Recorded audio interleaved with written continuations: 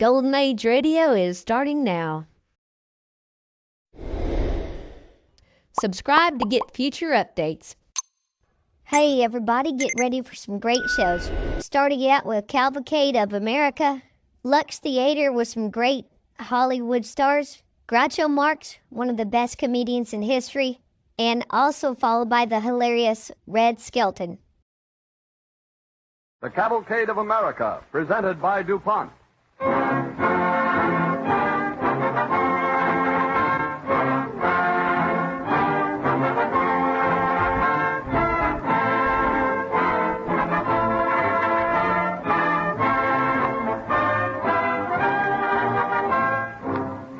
Each year, increasing thousands of eager Americans travel by rail, automobile, and airplane to the numerous national parks of the United States to stand in awe before natural wonders thousands of years old. This evening, the Cavalcade of America brings you a bit of little-known history about one of these great national parks, the Yellowstone. The story of how its marvelous natural wonders were found and preserved for you, for me, and those who come after us. Nature often hoards her secrets. Discovering these innermost secrets and developing their best uses for our modern world is the work which inspires the research chemist. Men who are devoting their lives to the fulfillment of the DuPont pledge, better things for better living through chemistry.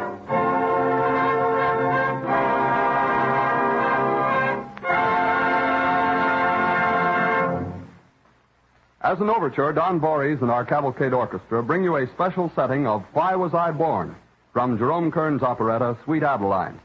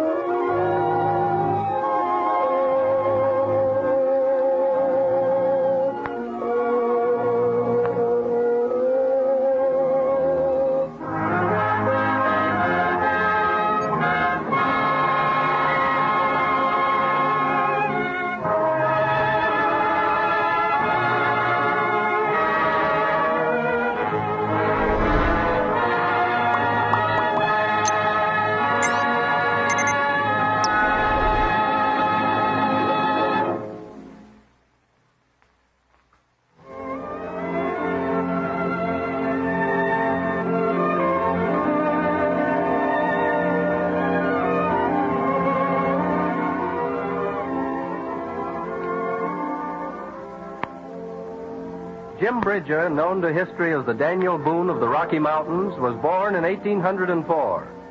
At 18, he was an authorized scout and a hunter whose fame had traveled far. In 1824, when Bridger was 20, the new Middle West and the only slightly explored area beyond it were peopled by brave, hardy men and women. Fort Fargo was a typical Western stagecoach center. The evening is in full swing as we look in on one of its places of amusement. All right, come on. Deal them, will you? Yeah, I sure will, Tenderfoot. Here they come, and look out for them. How's the game, boys? Only fair, Mame. I'll open. Well, you staying, Tenderfoot? Sure I'm staying. The name's Peter. Yeah, your name's likely to be mud in this game. Don't worry about me. I'm getting along all right. I'll admit that. Yeah, me too. How many, eh? Two of the best, Tom. Hey, who wants to dance with me? How about you, Peter? Not me, Mame. Run along and dance for yourself for all I care. I'm playing cards. Oh, go right ahead and play. I won't bother. Only I'm glad that real men like Jim Bridger don't waste their time over a dirty pack of cards. He's always right glad to see me when he gets back here to civilization. Well, how many cards you want? 3. Say, tell me something. What's this fellow Jim Bridger ever done, anyway? Everywhere I go, I hear people talking about him. You betting, Tenderfoot? Sure I am. I'll see you. I'm out. I got 2 pairs. All of them jacks. Good enough? 4 jacks is too good for me. Take the pot. And I still want to know about Jim Bridger. Howdy, boys. Tenderfoot, you're right in line to find out about Jim Bridger, because here he is. Howdy, Jim. Yes. Jim, you come just in time. This young fella here wants to know all about you. Is that so? Well, young fella, I'm Jim Bridger. Leastwise, I was in last report. Glad to know you. My name's Peter. Yeah? You don't need to be took back looking at me so strange, mister. There's other things besides my face that show the glory of nature out in these parts. I ain't claiming it all. Say, did you ever see water you could rest on without sinking? No. Well, I did. A lake to cheer the eyes of any man alive. Spread out before you like a big mirror. I'd been riding for days. So you kneeled down and drank it? Well, I aimed to, but I didn't. Well, Jim, what was the matter? Well, honey, it was brackish as salt. Salt water? Yeah. Bit the throat out of me before I'd swallowed a palmful. Well. But that wasn't the best part. I stretched out on that water. You laid down? Yep. Hands hung back over my head. Stretched out full length on that water and slept like a baby. Oh, my. You sure be a liar. Careful, Tenderfoot. No man's going to stand in front of me and say he can lie down in the water and sleep without drowning. No man can do a thing like that. I did. You're lying. Grab his gun hand, Ed. Hey! I got him! Come on, you. Get out of here and stay out. You know what's healthy for you. Come on, get out of here. Get out of here. Well, they didn't waste much time or effort escorting him, did they? He got what was coming to him. Who was the main escort for him? Oh, Tom Fitzpatrick. Well, he's real thorough, Tom is. Oh, Fitzpatrick. Yeah, Bridger. Hey, come on over and sit down. I kind of take to a man who cottons up to imagination. You believe I saw a salt lake so heavy I couldn't sink in it, don't you? Well, I'm not going to say I know you didn't see it until I can prove it. Tom, I saw it all right. She sat down on the other side of the big hills. An inland lake chock full of salt. There was birds standing on it. You float a rock out onto it, and that stayed on top, too. Why, I grabbed out hands full of salt. Well, I sure would like to see that. Well, you can, Tom. If you come with me.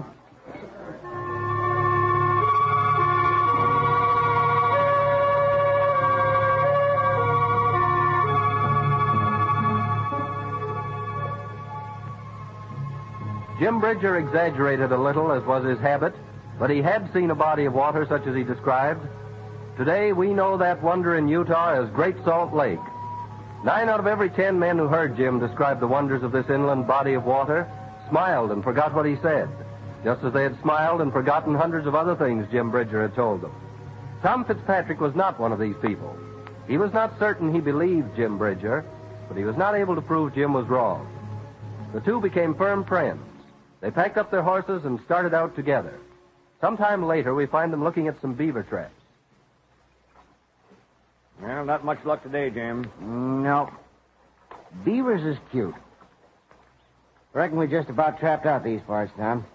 They've sent signals we're here. They're smart. Yeah, beavers are smart, all right. Look over there by the stream. Trees, dams, canals, houses with underwater entrances. Tom, I don't figure men folks could do a job like that. Why, those scooting little devils know enough to stick their tongues into a trap and spring it and get off scot-free. I heard that. Yeah, it's truth. Hear that? Mr. Beaver slapping his tail against the water, telling us where we get off. He ain't going to have soup made out of him. He's going right on wearing his pelt, even if the fine gentleman in London would like to have it for a hat. Yeah. Well, wait a minute now. I'll take a look at this last trap. Well, I'm praying it ain't empty like the rest of them. Yeah, it is, though. They're learning, Tom. That's what they're doing. We folks got to learn, too. We ain't as smart as beavers, Tom. You know, I met a queer kind of tenderfoot back in St. Louis once. How he went on. Talked about us being in the westward course of empire. Said we was breaking trails to the greatest country the world had ever known. That there'd be statues raised to us someday. Statues, huh? Yep. That's what he said. But if there's any statue raising, it ought to be for the beavers. They're what's making us travel west. What, we'll keep going further? Sure. This place trapped out. Besides, you want to stretch out and rest on that salt lake, don't you? Yeah. And there's another spot I aim to let you feast your eyes on. You didn't know I was holding something back, did you? I ain't surprised. You will be. Of course, I ain't putting my hand on the book and testifying to the truth of this story, mind you, but there's a saying that a fella called Coulter was in these parts, maybe about 20 years back. Coulter? Yeah. I heard of him. Of course you have. Well, Coulter was out here. I'd like to know him. There was a sort of fellowship between us. Well, he was riding along just about where we be now. Yeah? Yeah, and all at once he reined up and stuck his nose in the air and sniffed. Redskins. Couldn't miss him. Coulter leaned forward on his pony, and sure enough, there was a mess of braves swinging up toward him. They started shooting arrows at him. I wouldn't want to find myself in a mix-up like that. Them Redskins can shoot. Didn't bother Tom Coulter none. Swung his horse on his hind hoofs and yelled. Then he started. He rid plumb clear from all but one Injun. But that critter hung on. So Coulter polished him up. Great. Yeah, then his troubles begun. While he was fighting the brave, the rest of the pack come a-piling along. They was all but setting in Coulter's lap before he knew it. What'd he do? Well, there was a stream right alongside of him, and he picked up an idea as quick as a flash. Yeah? Zip, off come his boots. He run into the water with the stones cutting his feet every step. But he'd spotted some beaver houses in the distance. That's enough for Coulter. He dives into the water, reaches around down there until he's found the bottom entrance to one of the houses, and up he comes in the airspace under that mound. Safe, huh? He stayed there with the beavers backed off in the sides, eyeing him doubtful-like, until the Redskins figured he was dead, and off they rode. Then he comes out and heads for a trading post. He rode on his horse? Of course he did. Well, I'd have thought the Indians would have took his pony. Well, they usually do, but Coulter's pony had absorbed some of his master's idea and hid behind an anthill. Yeah? Yeah. You know, Tom, it don't pay to be too particular about details sometimes. Now, you take as if we were... Hold still, Tom. Huh? What is it? Down there in the flat. Redskins. They're wearing war paint, too. Crows, I figure, from here. They've seen us. Don't run. Stay right here. 50 of them to each one of us. They'd have us filled with arrows before we start an open cut like this. I'll do the plover. Coo-ee! They've stopped. Yeah, they're crows, all right. Wouldn't have known that call. One of them's riding toward us. Put down your gun, Tom. Paul, brother! I'd hate to believe he was my brother. You what? You stay here, Tom. White brother, come to you. You bring pipe of peace? Yes. Now, look. I throw down my gun. Huh? We make very big peace talk. Not enemy. Keep friend. Why, Red Fox, you old devil. Red Fox, fine friend. Big friend. I haven't seen you since you showed me that lake full of salt. What are you doing here? Game move, so we move. No friend come. Red Fox, glad. He show big friend plenty new thing. He show great land with great spirit. Red Fox glad he find you. All right, Red Fox. Let's be going. Oh.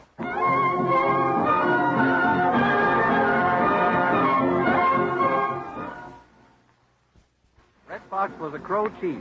There was a great feast that evening, and Jim Bridger and Tom Fitzpatrick sat by the biggest fire close to the head braves. The Indians liked Jim, even though they could not understand all his stories. The next day, Jim, Tom, and Red Fox again head west on a sightseeing expedition. That's a nice pony, Red Fox. Mustang, Yeah. Got good legs. you want him? Shucks, no. Cotton to his markings, that's all. You ever see a prettier-looking sample of horseflesh, Tom? He's a beauty. Yeah, right heft to his shanks.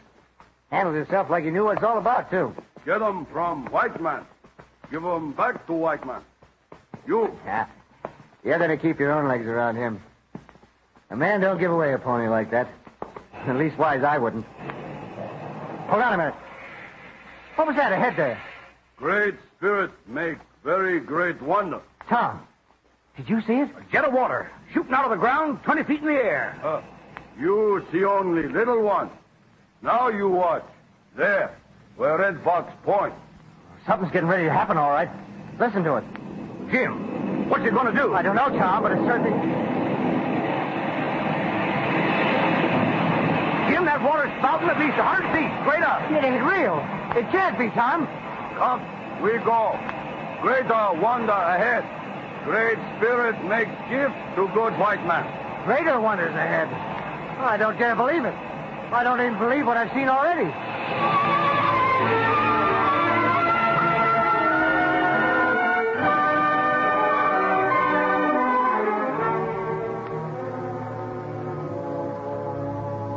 2 months later, Peter, the man who had mocked Jim Bridger, rode into Fort Fargo, threw his horse's bridle over a check post, and strode into the saloon. He was a different person from the man who had looked up from the deck of cards and laughed at Jim Bridger. He was sober-faced, terribly serious. Well, if Peter ain't come back, I need a drink. Quick. and he's still got his scalp. He ain't come back to tell us about some new country you discovered since you've been gone from here, have you, Tenderfoot? I've seen plenty, and I'm sure glad to be back. What's that? I've seen things that, well, things I didn't like. I hate to think about them even. What's come over you, anyway? Yeah, Tenderfoot. What you been doing? Tell us about it. Seeing.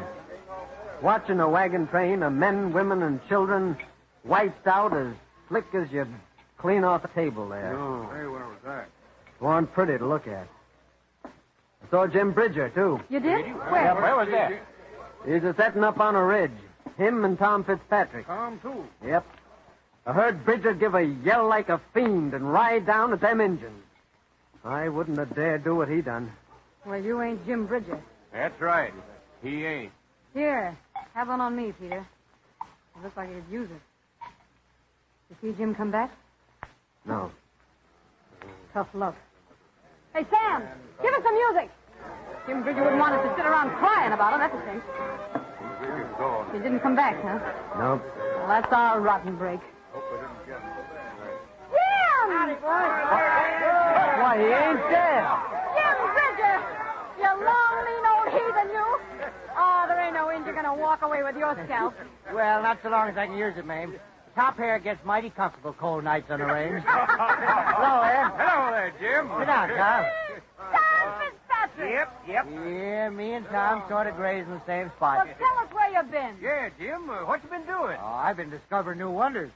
Wood as hard as a rock, for instance. What? That's right, I saw it. Whole trees. Sure, you were standing alongside of me, Tom. You bet. Plants and ferns and things looking like flowers, but they was rocks. Plumb froze hard. The doggonest place I ever rode into. Yeah, and that ain't all that Red Fox showed us. We didn't need to build any fire, did we, Jim? No, sorry. No, sir. I caught a trout in one pool, and as soon as I hooked it, I throwed it over into a pool full of steaming hot water and took it out cooked. They was done to a turn. Ah, it ain't true. I seen it with my own eyes, ma'am. Red Fox told us the gods made that place. Well, no man ever done it. That's easy. It don't seem like it can be. Reckon it is, though. What? Well, Peter. I called you a liar the last time I saw you here. Yeah. So you did, stranger. I ain't doing it now. The things you're saying don't sound like they could be real. If you say you saw 'em, you saw 'em. There ain't anyone aching to start an argument on that score, Peter. Kind of reckon there wouldn't be.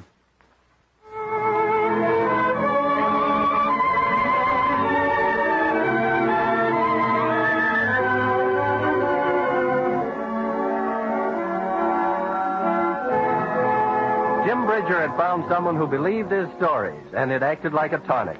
He touched up his discoveries and made some really bang-up, typical tall stories out of them. His reputation and his tales brought him into demand as a guide. In 1854, the Irish nobleman Sir George Gore came to the United States. He traveled west, and he engaged Jim Bridger to act as his guide. One night, the party rests on the edge of what is now Yellowstone Park. Sir George and Jim Bridger are in the former's tent. Tom Fitzpatrick, Jim's inseparable companion, and an Irish servant sit by the campfire. It is a broth of a night. Yeah, we make that kind out here. It is a pity some of it couldn't be moved to Ireland. Then it would be perfect. You have plenty of great sights in this new country of yours, but going's a bit stiff. And that Bridger of yours, the stories he tells. You think Jim's lying? Oh, no, I wouldn't say that. But he do stretch the truth some. He has shown us some strange sights. But to boil fish in a pool inside of a cone of rock that stick up out of a cold lake where you just caught the fish, even a good Irishman must stop at something. Well, you find that part's true. Boiling live fish in it. Whist. Here he comes with Sir George. I'll be going away. Well, Jim, where is this great sight? It's near the edge of the camp, George. Only be a step to get there. It'll be worth it. Is there good hunting here? Good? George, the biggest elk I've ever seen was less than half a mile from here. Oh? He was standing in the moonlight, just like that tree over there. His antlers was full grown and something to look at. Well, I drew a bead on him, and I shot. He never moved. What? Yep. I sighted again. I was more careful this time, but I missed him again. That was more than I could stand. So I started to run, headed right for that elk, and before I could stop, I run smack into Glass Cliff. The elk was standing on the further side of it. No wonder I missed him. Oh, the hunting's fine out here. A glass cliff? Mm-hmm. You mean glassical lens? Yep. Only it's clearer than most lenses. The elk was about half a mile away. Well, I'll believe the glass cliff after some of the things you've shown me. But I wish you'd move the elk a trifle closer. Wait a minute, George. Stop here. Step just a little bit this way. Huh? That's enough. Now look. What a picture. Liquid lace patterns against a background that has 100 colors in it. I've seen a waterfall at night before, but I never hoped to see anything like that. The moonlight against it. Well, I said I'd show you something. Something?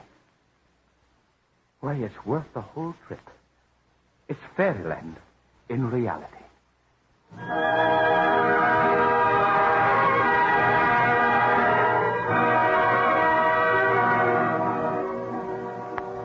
The Cavalcade of America, presented by DuPont, moves on. Gradually, more and more people came to believe Jim Bridger's stories. The Yellowstone was thoroughly explored by expeditions in 1869, 70, and 71. These expeditions proved that many of Bridger's fables were based on fact. But this wonderful territory and our other great national parks waited years before citizens of the United States really discovered them. The man whose efforts made these parks accessible to the public was Stephen Ting Mather. Early in the 20th century, we join him standing on a peak in the Yellowstone. With him is a friend whom we shall call William Baker.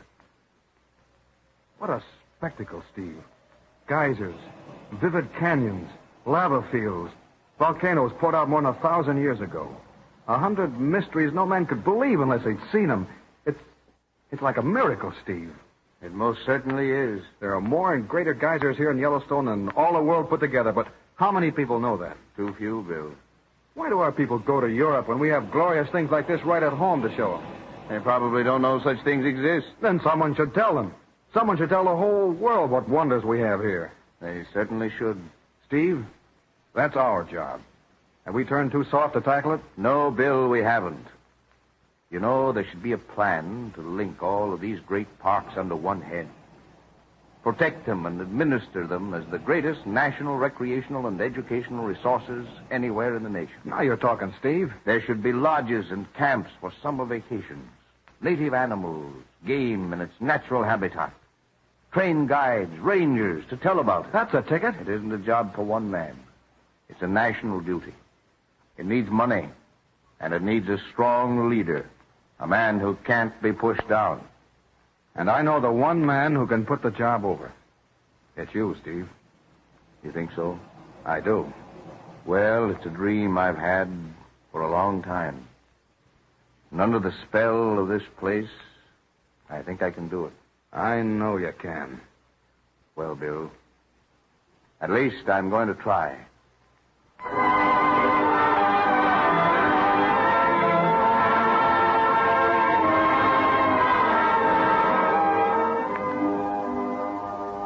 Stephen Ting Mather assumed the office of Director of National Parks in 1916. Thanks to him and other men caught his enthusiasm, millions of Americans have discovered, as thousands of new ones will this coming summer, that in the national parks our frontier still lives. It is almost as though the joyous spirit of Jim Bridger still roamed the West, carrying his stories to people, beckoning them on to new wonders in the Cavalcade of America.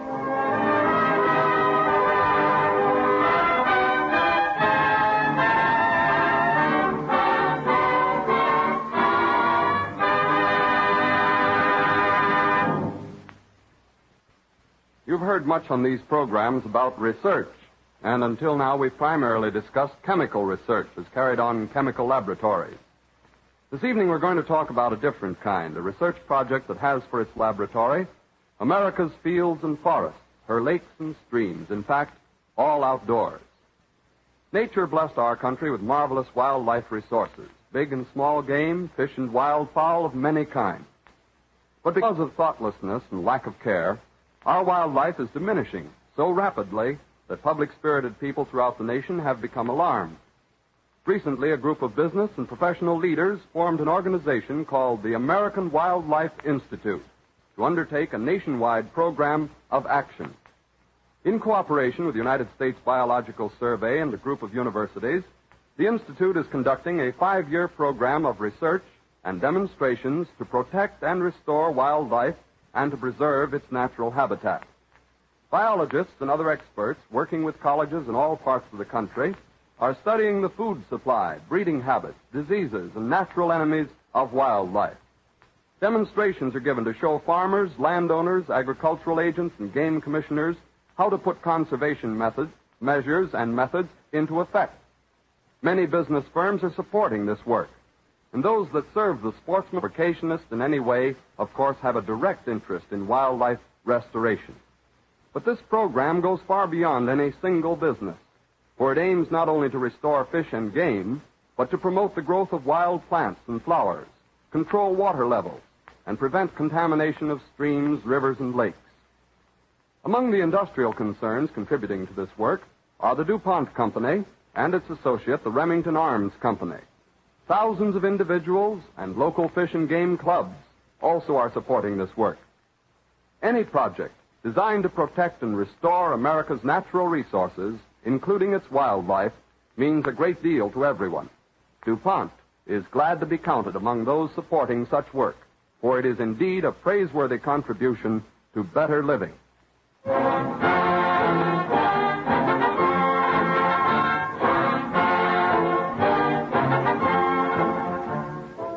The life of Stephen Girard, little-known episodes in the life of one of America's great philanthropists and merchants, will be the subject of our broadcast when next week at this same time, DuPont again presents the Cavalcade of America.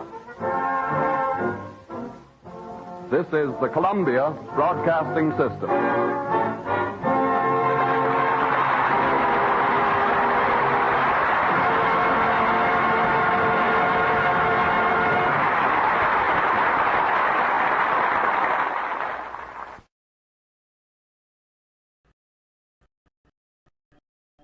You are listening to .com/C/GAR, brought to you by G3PL.com.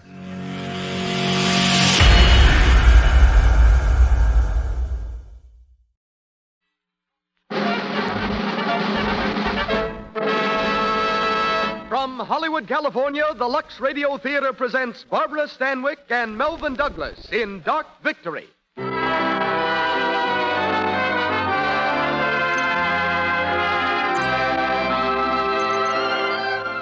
Lux presents Hollywood. Our play for tonight, Dark Victory, an inspiring play of a surgeon and a girl.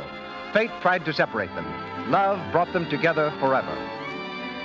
We want you to know how sincerely we appreciate your enthusiasm for this program and our products.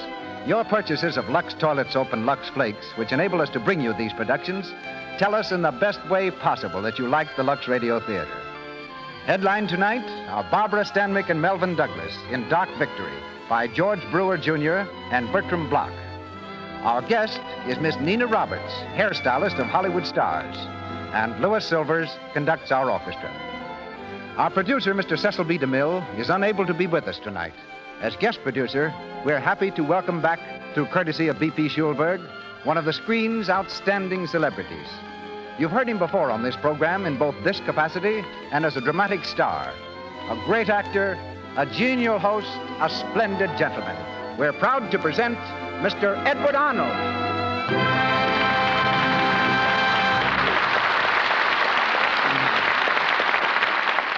Thank you, Melville Roig, and good evening, everyone.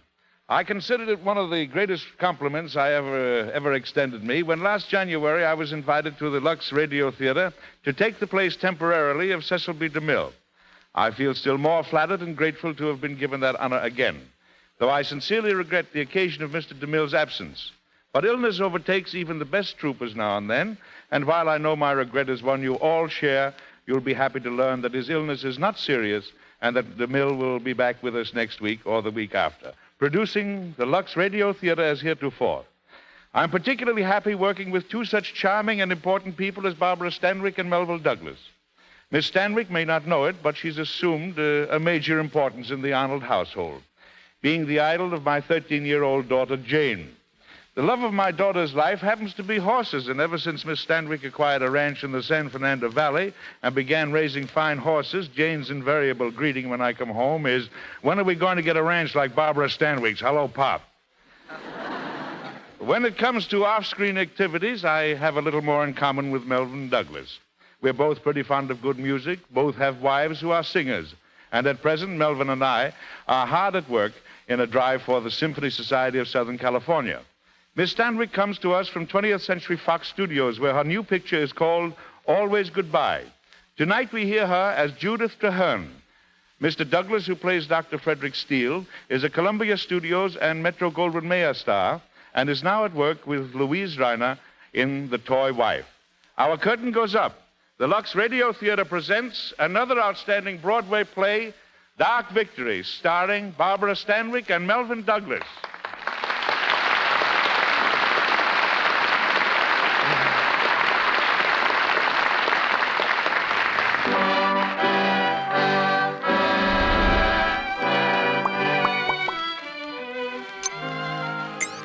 A country cottage on the north shore of Long Island.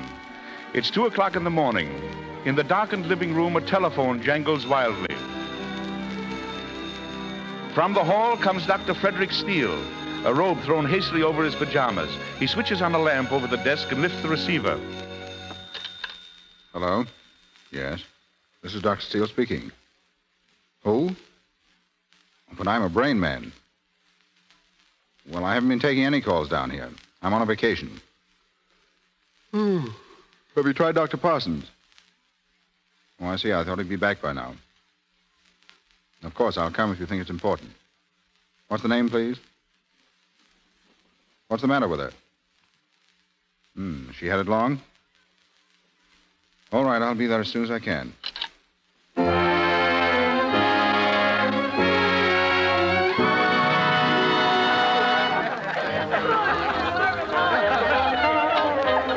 Did you get the Dr. Ellis?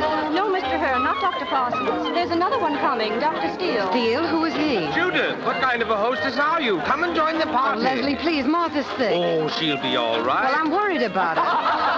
Leslie, see if you can keep them quiet in there, will you? And for heaven's sake, turn off that radio. I beg pardon, Mr. Hearn. Dr. Steele is here. Thank you, Harvey. See what you can do, Leslie. Dr. Steele? Good evening. I'm glad you could come, Doctor. Thanks. I've been wondering if I came to the right place. Oh, you mustn't let the noise confuse you. I'll try not to. Where's the patient, please? It's Mrs. Blaine. My maid will show you to her room. This way, Doctor. Thank you. I'll be up in a few minutes.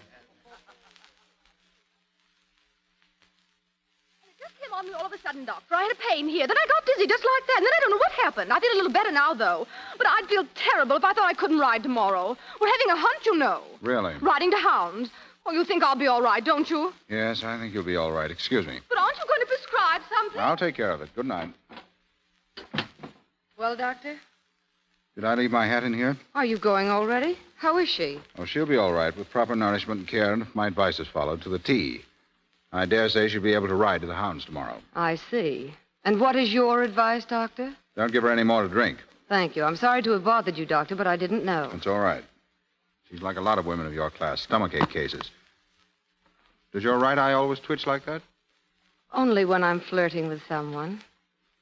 Good night, Doctor. Good night. Lots of luck tomorrow. I hope you catch the fox.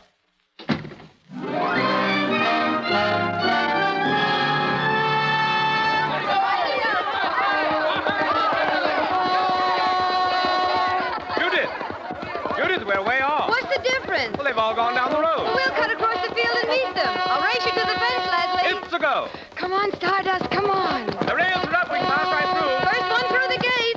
Keep to the left or you'll miss it. Oh, stick to your riding, Leslie. Over this way. Bear to the left. I know where I'm going. You're too far over. You missed the gate. Come on, Stardust, come on. Judith! Judith, for God's sake, you're going right for the fence. Come on, come on. Judith, look out for the fence. Look out, Judith! Judith! Judith, are you all right? Judith. I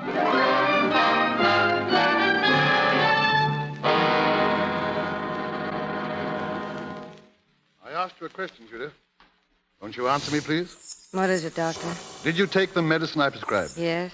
Did it do you any good? Yes, I told you it did. Why do you keep after me all the time? Because I'm not satisfied with your condition. Well, I am. I'm all right, I tell you. I had a bad fall. It didn't kill me. I'll get over it. You had that fall almost 4 months ago. You should be over it now. Well, I might be if you'd stop feeding me pills for a few days. Now, Judith, look at me.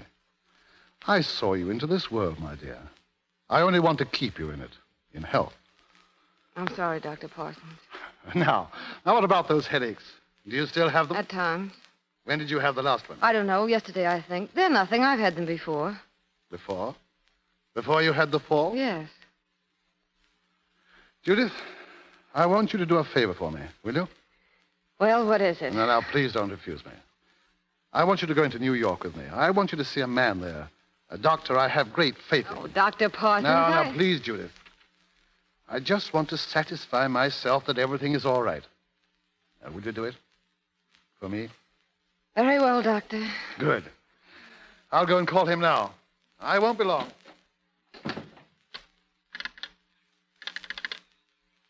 Hello? Hello? I want to put a call through to New York, please. Yes. To Dr. Frederick Steele.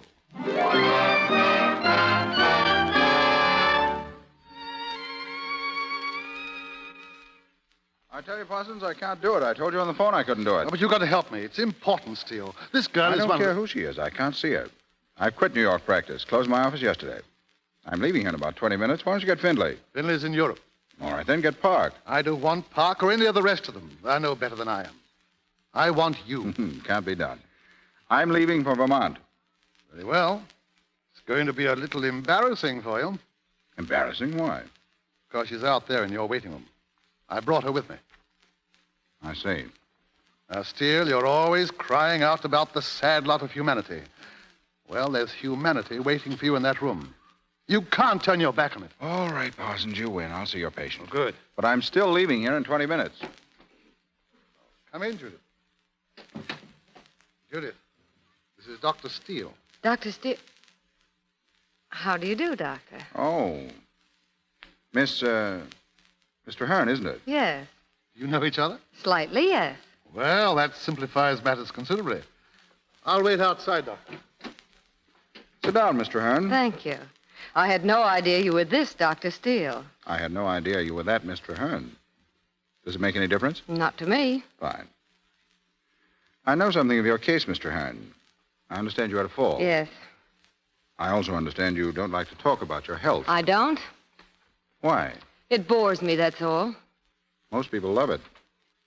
Is that light from the window too strong for you? No.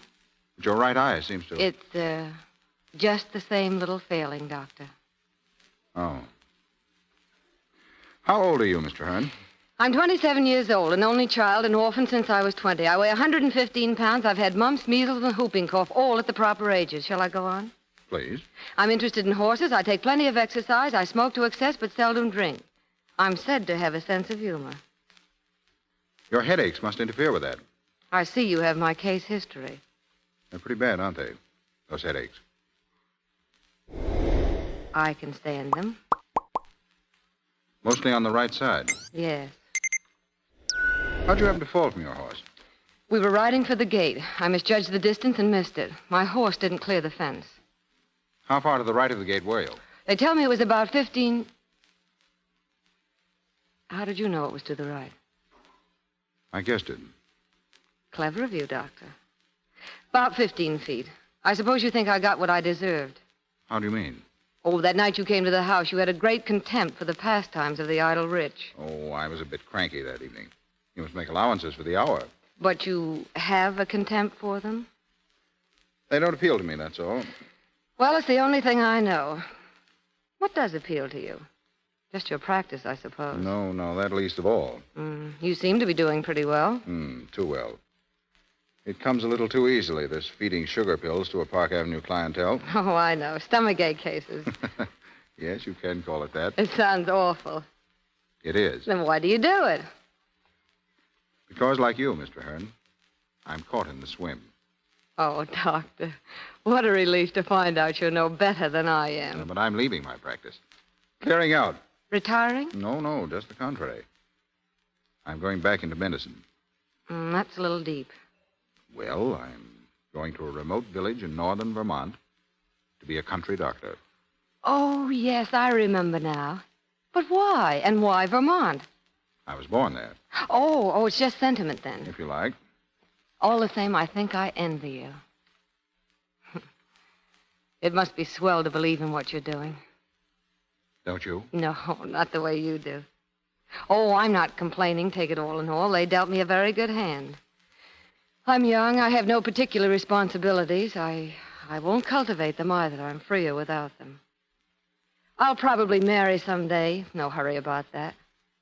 And when I do, I'll build a house on a ridge I know with a glorious view. I'll have my horses, and with luck, I'll have, about 40 years of it. I think that's a pretty good setup. Do you? That light is in your eyes, isn't it? I wish you wouldn't keep harping on that. There's nothing the matter with my eyes. But you're squinting. I'm not squinting. I'll pull down the shade. That's better. Suit yourself at your office. What did you do yesterday, Mr. Hearn? What? Yesterday, what did you do? Why, I went to the theater in the afternoon. I played bridge in the evening. But yesterday was Tuesday. There were no matinees. You're sure it wasn't the other way around? Oh, yes, I guess it was. What was the play? I can't remember the title. It wasn't very good. Too bad. How'd you come out at bridge? Let me think. Quickly. Well, I can't remember. You lost, didn't you? Yes, I lost. How much? How can I remember? I played bridge every day. You've been losing a lot lately, haven't you? Yes. Playing badly? I suppose so. Forgetting what cards are out and what's been bid. Why do you ask me all these silly questions? I told Dr. Parsons I'd try to make a diagnosis. Then all this talk...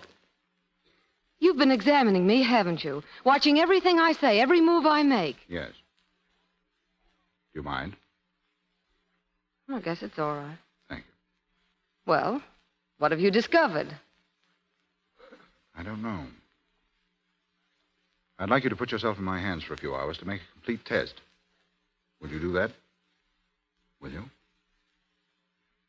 Oh, I'm going to surprise myself. I'll do it.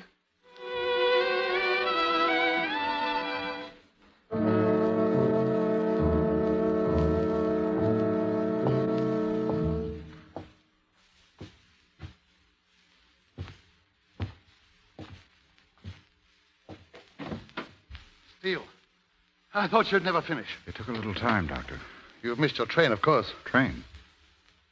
Oh, yes. Well, how is she? Did you find anything? She has everything to live for, hasn't she? Money, position, everything. What's the matter? Well, don't stand there looking at me like that. What is it? Glioma.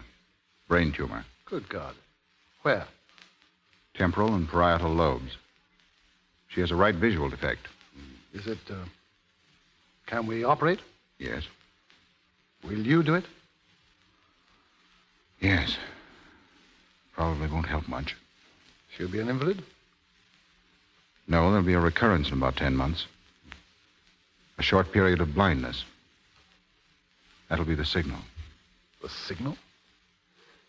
For the end. Oh. She'll die within 10 months.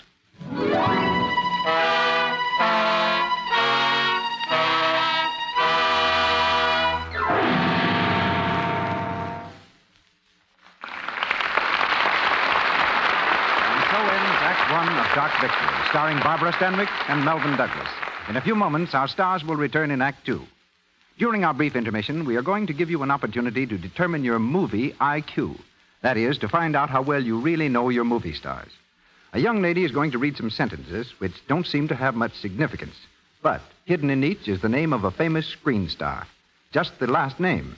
See if you can spot it. Listen carefully, and remember, it's only the last name you're to watch for. Let's go. First sentence. She's a blonde. L is not her first initial. I'll repeat that. She's a blonde. L is not her first initial. Did you get it? That's Joan Blondell. She's a blonde. L is not her first initial. Oh, Mary, maybe you'd better read that just a little bit more slowly. I can see some people in the audience straining to think. Surely, Mr. Ruick. Sentence 2. A ton of coal barely lasts us through the winter. Now, I'll say that again. A ton of coal barely lasts us through the winter. That was easy. Claudette Colbert. A ton of coal barely lasts us through the winter. Sentence 3. On payday, vistas of joy confront us. Here it is again. On payday, vistas of joy confront us. Now, that's not quite so easy. Davis. Betty Davis. On payday, vistas of joy confront us. We named 3 of the loveliest, most charming women in Hollywood. Joan Blondell, Claudette Colbert, and Betty Davis. They each represent a different type of beauty. But about complexion care, they all agree and use Lux toilet soap regularly. And they give you another tip. We use Lux toilet soap as a bath soap, too, they say. They find this soap with active lather a sure way to protect the daintiness that is so essential to feminine charm. Its active lather removes perspiration, every trace of dust and dirt. Leaves the skin really fresh, perfumed with a delicate fragrance you'll love. And now, Edward Arnold. We continue with Dark Victory, starring Barbara Stanwyck and Melvin Douglas.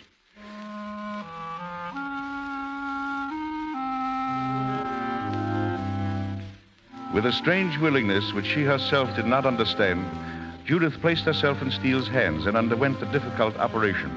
But she still doesn't know that her cure is only temporary. That certain death is waiting for her before a year is gone. In her hospital room, she's propped up in a wheelchair by the window, gazing up at Steele, who stands in front of her.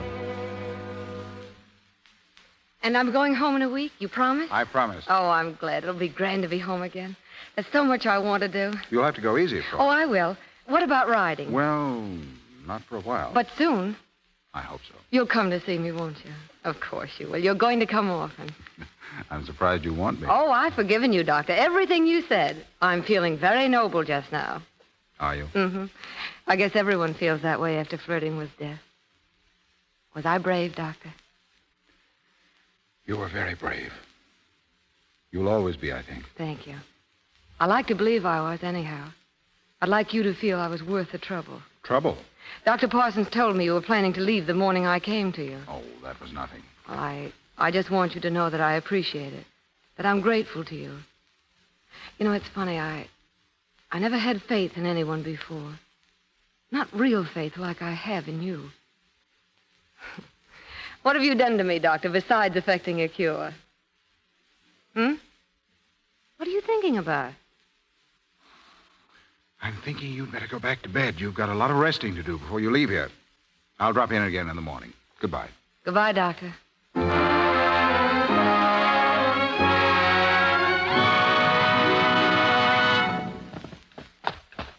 Give him a good rub down, Michael. Yes, miss. How are you, Martha? I'm stunned. Is this really you? Yes. Well, Alice told me you were out riding. I thought she'd been drinking. Did you just get here? 10 minutes ago. Oh, you must be the first. Come inside. I've got a lot to tell you. Who else is coming? Oh, it's a big weekend. Harker, Les Clark, the Todds, Mabel, Jerry Levitt for you, and Dr. Parsons. To lend a medical flavor. Go ahead, Martha. Anyone else? Well, I mentioned Fred Steele, didn't I? You very pointedly did not. Well, he's coming, of course. I've rather bitter memories of Dr. Steele. He's very rude. Oh, he's not really. He's marvelous when you get to know him. You seem to know him quite well. I'm trying to. You've been pretty hard hit, haven't you? I'm in love with him. And he? That's always the first question one asks. I don't know. He's so hard to see into. Oh, he's conscious of me. I affect him pleasantly, and he may be in love with me. But if he is, he doesn't show it. Why couldn't the Spaniards or the French have landed on Plymouth Rock instead of the Puritans? Well, he enjoys being with me, I know that. And he's opened my eyes to a new world. He's the first thoroughly fine person I've ever come close to. What's the matter? English is your common tongue. What else have you in common? Oh, don't joke about this, Mother. I'm not joking. If I married him, I could teach him. Well, my pet, get him if you can, and my blessings. Only, remember the man who went hunting with a butterfly net and routed out a panther. A panther. Yes, that would be just the thing for my farm. Farm? You have no farm. Oh, but I might have one of these days. In Vermont, darling.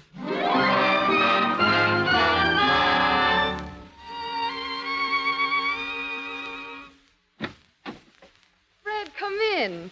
Oh, I didn't expect you until dinner time. I thought I'd come early if you didn't mind. Oh, I'm glad you did. We can have a talk before the crowd gets here. Sit down. I'd like that.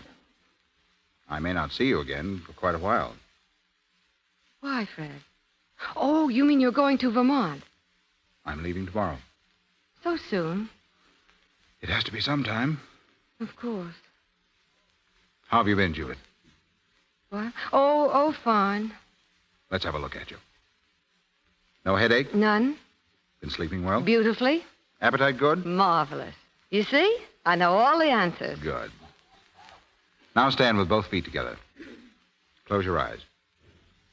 How's the balance? Perfect. I find nothing wrong. There isn't. I rode today. Oh. How'd it go? How did it go? I wish I had a gift for words, Fred. For the first few minutes, I was tense. I couldn't forget that day when I crashed into the fence. I saw the whole thing happen again. And then my horse responded. I put him to a hedge. We cleared it beautifully. The fields lay clear and green before us. I was free. And what was better, I was myself again.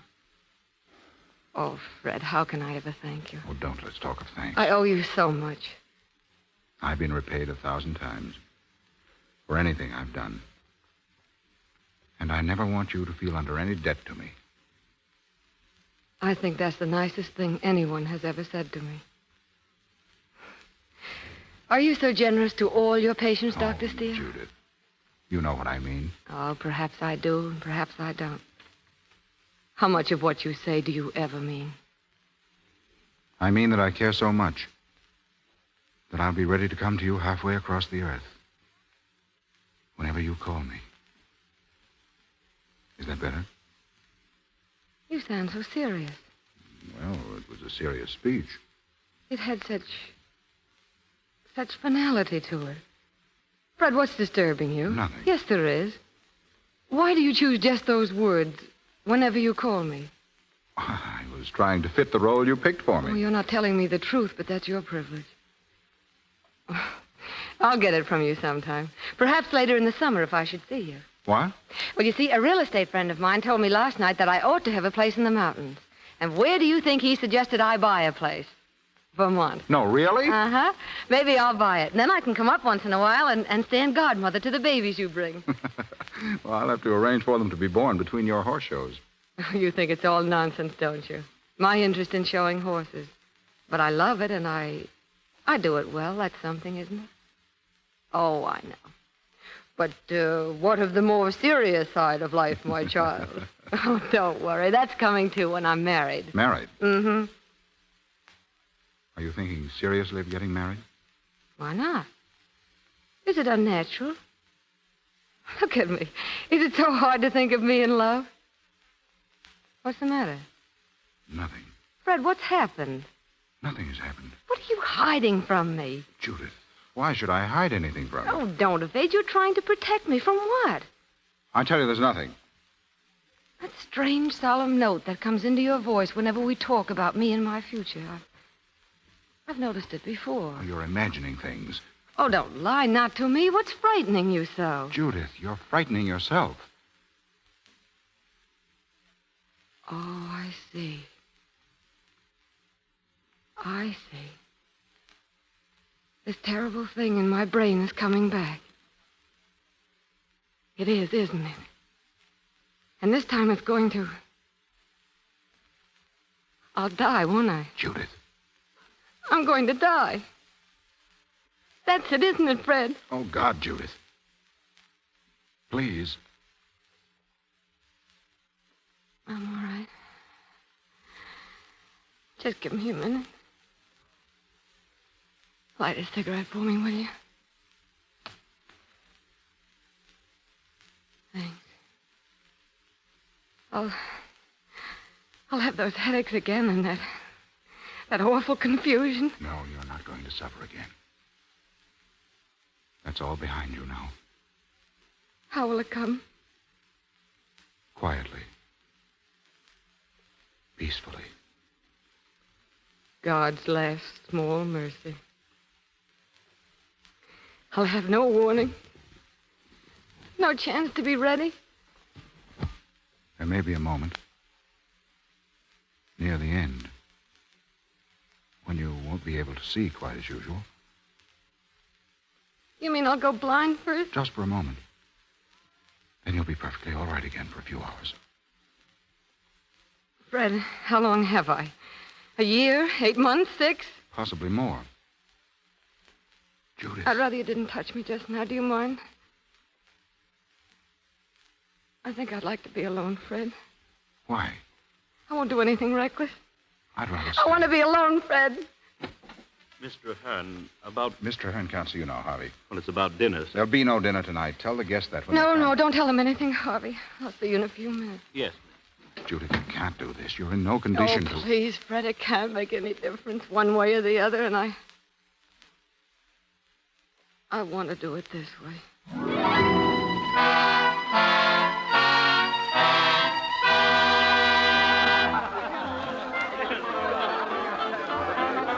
Pretty gay, aren't they? What are you doing out here, Steele? You ought to be inside with the young people. I'm doing the same thing you're doing, Parsons. Watching her. Yes. Strange, isn't it? That girl in there, so full of life, so entitled to live, and a contemptible, meaningless organism puts a period to it. It's rather a bitter commentary on advanced medicine. She'd be the first to tell you that. She's found out. What? She knows she's going to die. Good God. How did she find out? I told her this afternoon. You told her? Oh, how could you? We won't go into that. She caught me off guard. She was thanking me for saving her, talking so hopefully of her future. How did she take it? You know how she'd take it. Magnificently. But she's a lonely girl. She'll be lonelier now. She has courage. Thank God for that. She has friends, many of them. Friends? Those chattering fools in there, do you think they can help her? One word from me and they'd run from the house like rats. Steele, you wouldn't. No, I won't tell them. Where are you going? To be entertained, Dr. Parsons. Oh, come in, Dr. Steele. You're just in time to hear the punchline. Mother, stop it. You'll be sent home. Without her supper? Without her supper. Because of one little story. Oh, one of your little stories, yes. Oh, you know, Judith, my suspicions of you are right. You're not sophisticated at all. Actually, you're a woman who's destined to be a mother and to have loads of children. There is Oscar and Judith and Peter and little Frederick. Why don't you shut up? What? Fred. It's all right, Martha. It isn't all right. Judith isn't well. I am. I'm all right, I tell you. Will everyone please get out? No one is getting out. Judith, I want to speak to you. Will you come outside, please? I'll be right back, everyone.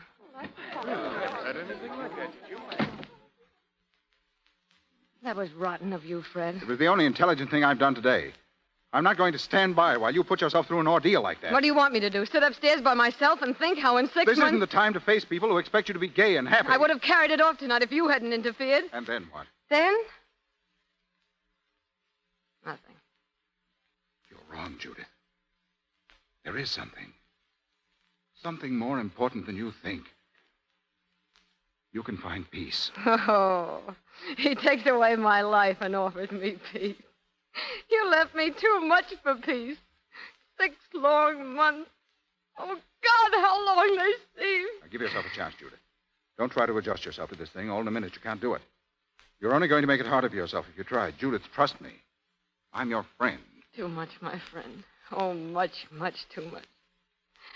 Oh, I'm talking in riddles. I dislike people who evade. But suppose I don't like myself. What of it? It'll be that much easier 6 months from now. Must be horrible to die loving oneself. I'm shocking you. No. Disappointing you, then. No. Well, why do you stand there and say nothing? Your eyes searching me, your mind, that beautiful scientific mind judging me. Well, what do you think of this exhibition? What do you think now of your calm, brave Judith who went into the operating room without a tremor? What I've always thought of you. I only want you to have the same faith in yourself that I have in you. Oh, you've never had faith in me. You thought there were too many bad spots. You dislike my world. You despise it. Well, thank heaven for that world now. At least my friends will help me cram my days and nights to overflowing. You mustn't tell them, Judith. Don't ever do that. No, I don't want sympathy. I want action. I want to move, to live. The night you'll be filled with music. I'll put on a good show, believe me, and I'll be satisfied with that for my epitaph. No, you won't be. You're too vital a person to be satisfied with that. There's the truth, and you've got to face it. The truth is I'm going to die in 6 months. There is no other truth. We all must die. The tragic difference is that you know when. And we don't. But the important thing is the same for all of us. To live our lives completely. The doctor talks. Because I know that you want so much more than your friends can possibly give you. Because I want you to find some measure of fulfillment. Fulfillment. Haven't I been dreaming of fulfillment? Hoping and praying? Fulfillment. Oh, you fool, you poor fool. Can't you see? Don't you know? I'm in love with you. Judith. Oh, I shouldn't have done that. It was unfair of me. Judith. I never dreamt. Oh, it doesn't matter, Fred. It would have been much worse if you'd loved me, too. I know you don't think there's a place in your heart for love, and now I can never teach you. Never. Never, never. That's a terrible word, isn't it? Judith. I'm taking you away with me. Yes? Why? Because you need my help. Still my friend. Oh, go away and leave me alone. I can't rise to your height. I only wanted you to hold my hand. You can't even do that. You're no good to me. You're no good to me at all. Sit down, Judith. No, I'm not in your office now. You can't do that to me. Oh, don't you see? You'll only stop me living the few hours left to me. My friends can lift me out of this, but you mean defeat, futility, and death. Always and always that, and I won't have it. I won't let you spoil what's left. Judith. I want you to go away. I want you to go and stay away. I don't want to see you again.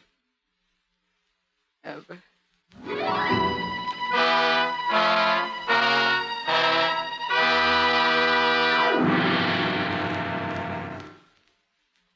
We pause for station identification. This is the Columbia Broadcasting System.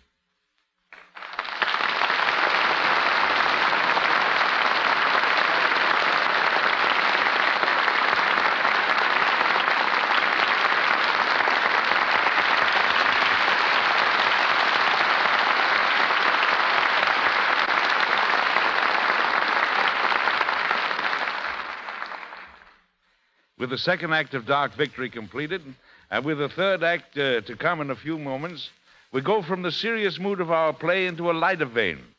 We devote this brief intermission to a meeting with another backstage Hollywood personality who helps make motion pictures what they are. She is Nina Roberts, chief hairstylist of the United Artists Studios.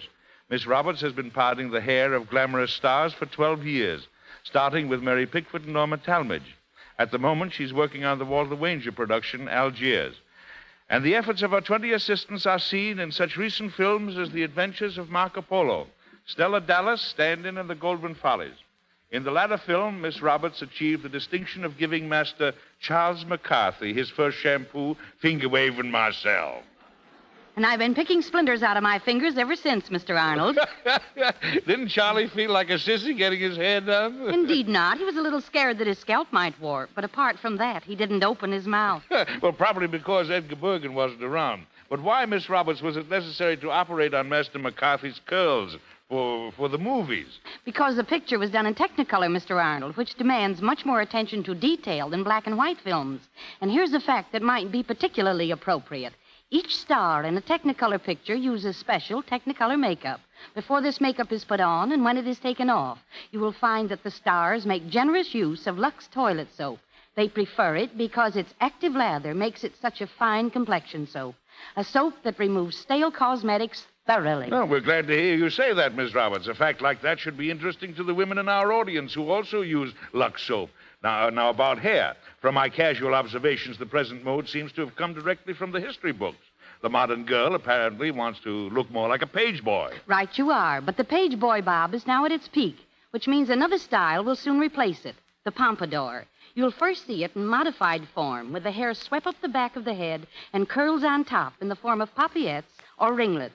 Hair will be worn sleek and tight to the head, so it will really look bobbed, and women will once again reveal the fact that they have ears. Well, there are many types of girls and faces in our audience, Miss Roberts. Would you make an attempt to distribute a little specific advice? You name them and I'll try. Well, let's begin with the general classification of brunettes. Good.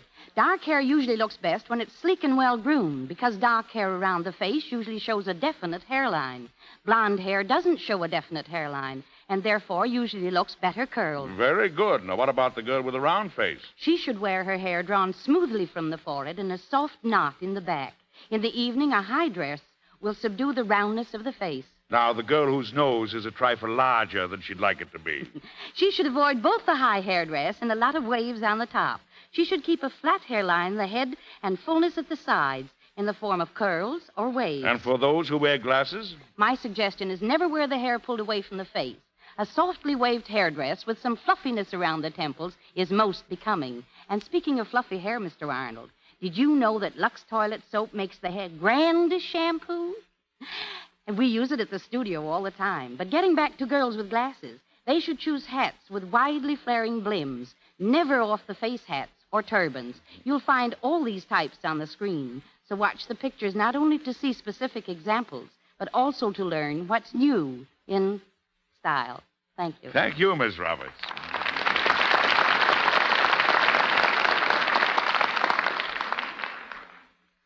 Barbara Stanwyck and Melvyn Douglas in Dark Victory.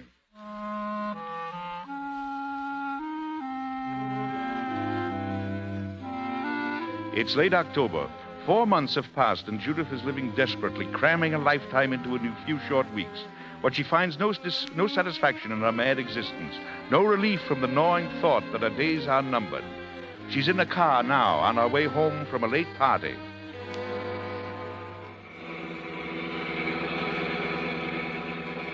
Faster, Leslie. Oh, you can go faster than this, can't you? Maybe I can, but I'm not going to try. Oh, what are you doing? We're stopping. You might not care about your neck, but I'm very sentimental about mine. Now, don't you think we ought to turn for home, Judith? It's almost dawn. Well? You ought to get some sleep. Sleep? Oh. What's the matter with you? What are you doing to yourself?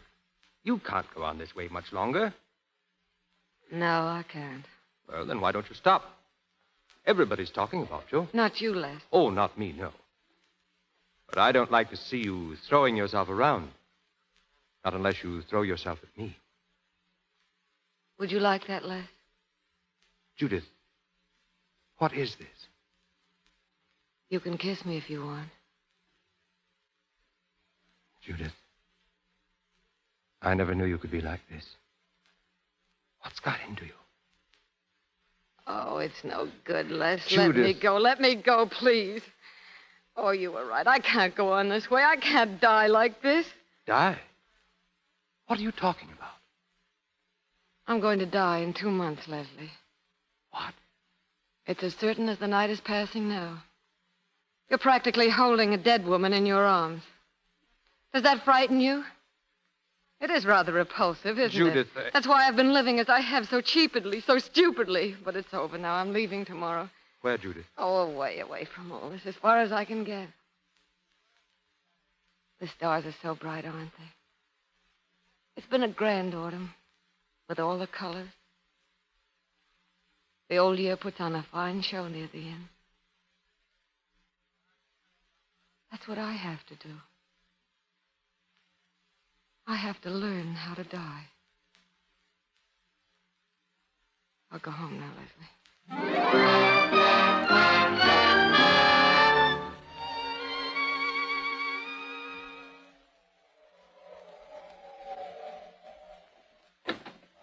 Good evening, Jenny. You're late tonight, Dr. Steele. Yes, I had to stay at the Fraser's house longer than I expected. It's after 9 o'clock. I know. I saw the train pull out as I came by the station. You're tired, aren't you? I hadn't thought about it. Maybe I am. Well, I don't like your looking so tired. Oh, don't worry about me, Jenny, and don't fuss. Remember, I'm not in the second grade any longer. Oh, I'm sorry, sir. Oh, so am I, Jenny. Don't pay any attention to me. I'm all right. Oh, I thought coming back here it'd make everything different. It hasn't. You're not contented here, are you? No, nothing's ever complete, Jenny. There's no such thing as perfection. I've learned that. Now, you didn't used to think so. But I've learned. You see, I came very close to it once, Jenny. Almost to the thing itself. I held it in my hand. But there was a little flaw, and because I couldn't compromise, I lost it. I don't know what you mean. Oh, it doesn't matter. Good night, Jenny. Good night.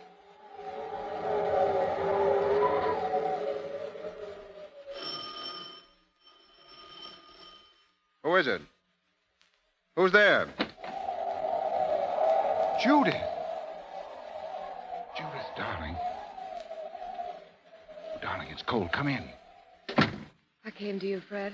I came to you after all. Oh, Judith, darling. Here, sit down. Are you all right? Yes. Give me your coat. How'd you get here? I walked. You walked from the station? There wasn't any taxi. Fred, I've got to speak to you. No, not tonight. Let it wait until tomorrow. No, I've got to tell you now. I've come a long way. You'd better hear me. All right, go on. I've done what I said I would, Fred. Yes. Everything. It was no good. It didn't work, Fred. I was afraid it wouldn't. I should have brought you with me. I failed you, Judith. No, I failed myself. But last night I reached the end, so I've come. I won't demand much. Your strength can help me face myself. Oh, darling, I'll give you so much more than that. I don't want more. I wouldn't know what to do with it. Now. I love you, Judith. I want you to marry me. Fred. I want you to marry me, Judith. You do. You really do. Oh, that's very precious. I'm lonely, too. I need your companionship. And your love. To make me whole again. Oh, darling, be careful. We mustn't make it harder for ourselves. No, you're still afraid that I'm just your friend. No, I'm not. You do love me, and I'm grateful. But it's too late. A shadow's fallen on my earth. It mustn't fall on yours. But, darling, it's been falling since time began. Even as we speak, the earth is shouldering eastward. Come here, darling. Between now and now, there's been birth and the passing of life, sunset and dawn, weariness and answering sleep. And your shadow's mine. And your victory over it, that's mine, too. I must never interfere with your being a doctor. Your kind of a doctor. You must promise me that. It must be part of our bargain together. Oh, I want to help you. I must give you something of me that will live on in your work after I've gone. When I've done that, I shall have done everything. I understand. I promise, darling.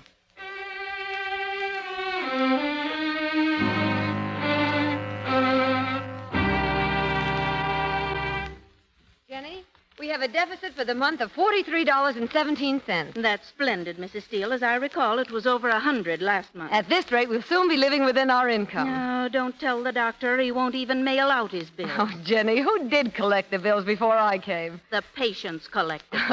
And still doing it, some of them. Here's John Hunter with a bill of $8 rendered 4 months ago. My dear, if John Hunter ever paid a bill, the entire country would rock on its foundation. I know, and he's such a kind man. He looks just like a horse. I'll take it. Hello? Yes? Montreal? Well, Dr. Steele isn't here. Is it person to person? I see. Well, he ought to be home soon. All right. An emergency call.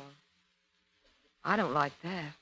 Oh, Jenny, they wouldn't call him to Montreal, would they? It's possible. You mustn't fret every time he goes out of the house. I know. I grudge every minute he's away, every second. Well, then you shouldn't have married a doctor. Oh, please don't say that. Oh, I didn't mean it, ma'am. Jenny, what was he like when he was a little boy? Who? Dr. Steele. Was he a nice little boy? He was not. He was nasty. All little boys are nasty. Oh, he wasn't. Oh, very well, then, just as you wish. Oh, dear, I wish it wouldn't cloud up like this. What? I don't like it getting overcast so suddenly. It means a storm. Storm? But the sun's out. Why, it's bright out today. Oh, it was, you mean. It's getting dimmer every second. It's getting so dark,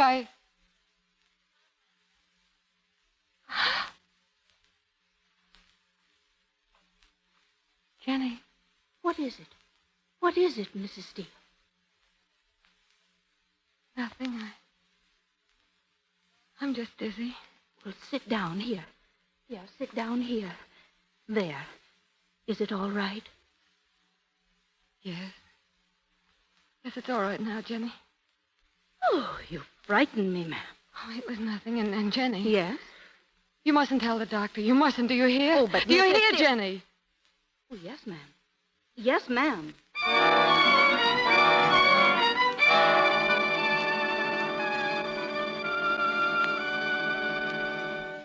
Hello, Montreal? Hello, I'm waiting for a call from Montreal. All right. Hello, Platt? Steele speaking. Do you want me? Oh. Yes. Is the skull fractured? Fred. Shh, Montreal. Well, what are the chances? Well, no one very sick at the moment, but anything might happen. No, not from what you say. No chance unless you operate. Yes, it is. Very delicate. Yes, I've had good results, but I... Oh, you must, Fred. You've got to go. Wait a minute. But, darling, it means at least 3 days. But you must. You can save a life up there, Fred. Tell him you'll go. Hello. How about the trains? Yes, I can make that one. All right. Goodbye. There's a train at 6 a.m. But I don't like this, Judith. It's all right, Fred. Believe me.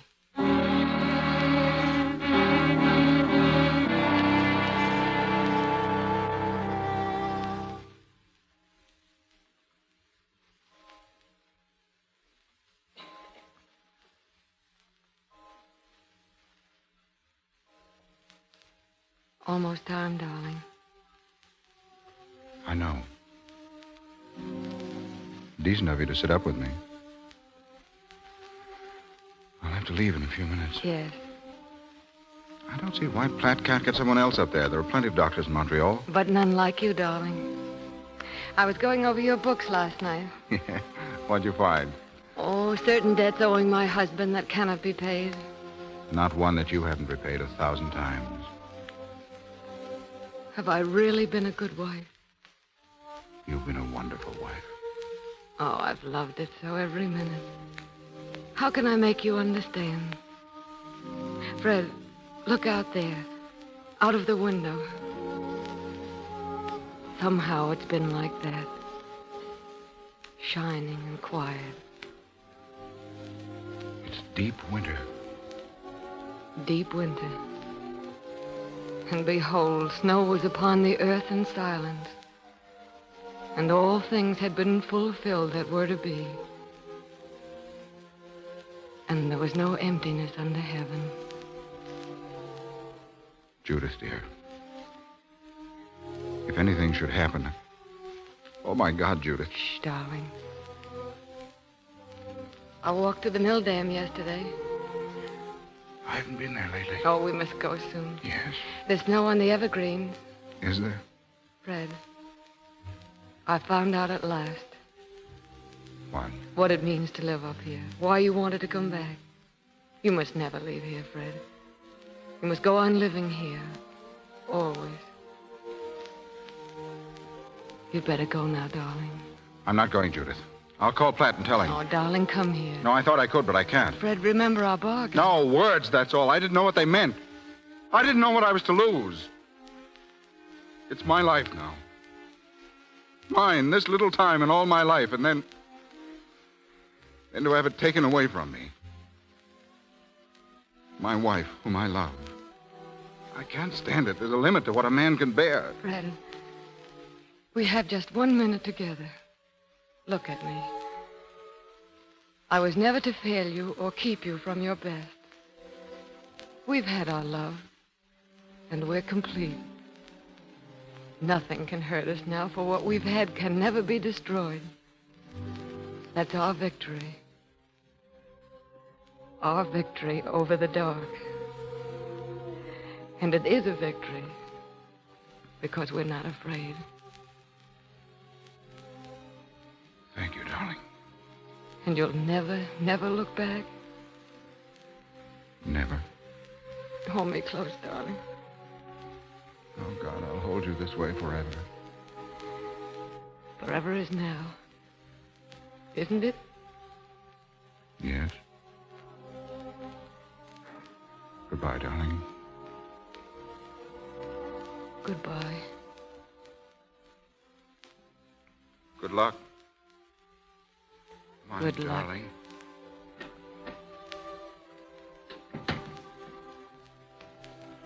Mrs. Steele, is the doctor gone? Yes. He left this piece of paper with me. It has the address where he's going to be. He said in case you needed him. Give it to me, Jenny. Yes, ma'am. But, Mrs. Steele, you're tearing it. I'm not going to need him, Jenny. Because someone else needs him more. Who? Who needs him more? Someone who's going to live.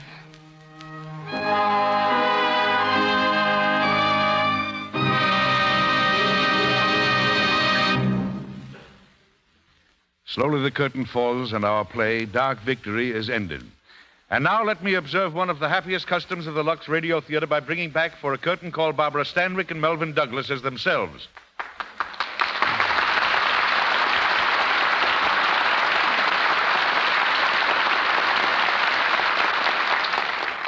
There are two things in particular, Eddie, for which I want to thank the Luxo people.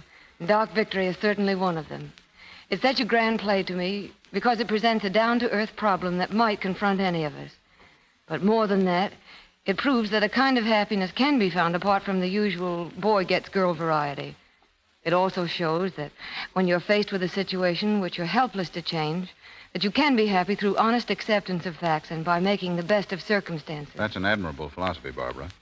I'd like to add just a little to what you've said. A word about doctors. Oh, you should be able to do that, Melvin. You came pretty near to becoming one yourself. Well, the nearest I came at it was to serve for a while in the Army Medical Corps. There are times, as Doc Victory's pointed out, when surgeons and doctors are quite helpless to aid materially certain conditions. But they're constantly seeking, and little by little, they're constantly finding. For all we know, in some obscure laboratory, a doctor at this very moment may be making a tremendous discovery.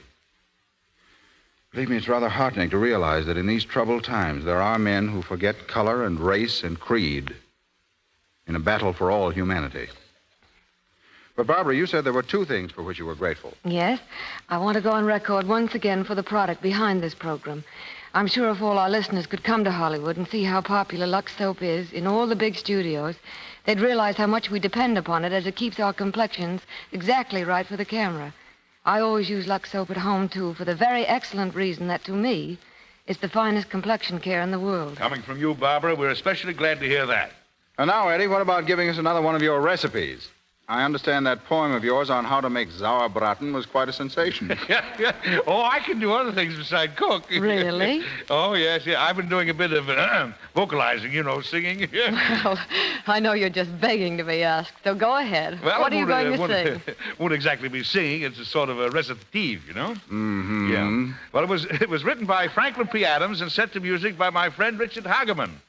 He's the noted musician, composer of Kapensaki, and former conductor of the Metropolitan. It's called Rich Man, and Mr. Hageman was brave enough to come here tonight to play it for me. Are you ready, maestro? The rich man has his motor car, his country and his town estate. He smokes 50-cent cigars and jeers at fate. He fribbles through the livelong day. He knows not poverty, a pinch. His lot seems light. His heart seems gay. He has a cinch. Yet though my lamp burns low and dim, though I'm a slave for livelihood, think you that I would change with him? Ha! You bet I would.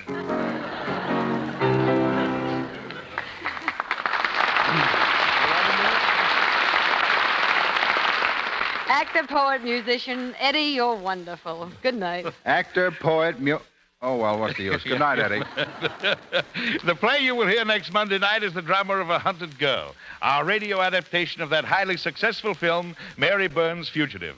Filled with excitement and romance, it's the story of a small-town girl who thinks she's in love with a man who later turns out to be a ruthless gangster. How real love and sanctuary finally come to Mary Burns provides an hour of great radio entertainment, especially when our stars will be three such superb and popular performers as Miriam Hopkins, Henry Fonda, Mary Astor, and Lloyd Nolan.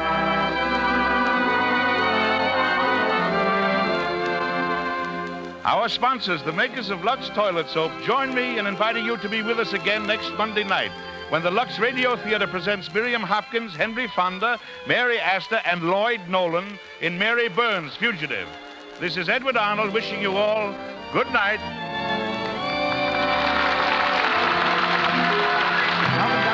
Currently seen in the MGM picture Arsene Lupin Returns. And in the Columbia film, There's Always a Woman. Mr. Arnold begins work shortly on the Columbia film You Can't Take It With You. The screenplay, Dark Victory, is owned by Selznick International Studios, producers of the recent Technicolor picture, The Adventures of Tom Sawyer. Louis Silvers is from 20th Century Fox Studios, where he directed music for Shirley Temple's new picture, Rebecca of Sunnybrook Farm. Your announcer has been Melville Ruick. This is the National Columbia Broadcasting System.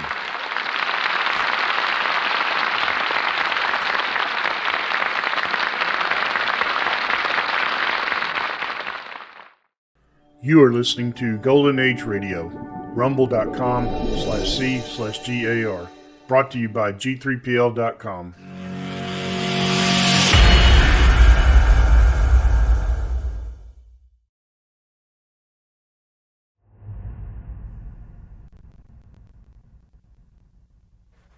Ladies and gentlemen, the secret word tonight is door. D-O-O-R. Really? You bet your life.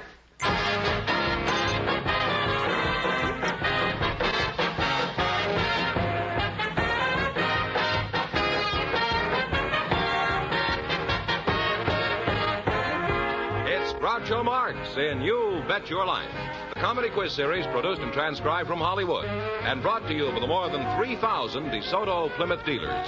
The dealers who bring you America's most talked about new car, the distinguished 1953 DeSoto, and the exciting new Plymouth. See them both at your DeSoto Plymouth dealers. And here he is, the one, the only... Charming fellow. Oh, that's me.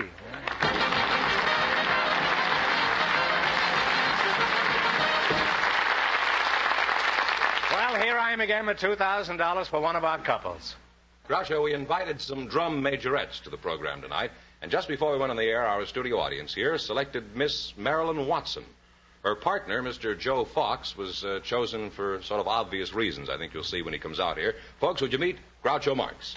Right here, Marilyn. Right in there. Well, welcome. Welcome for the DeSoto Plymouth dealer. Say the secret word and divide $100. It's a common word, something...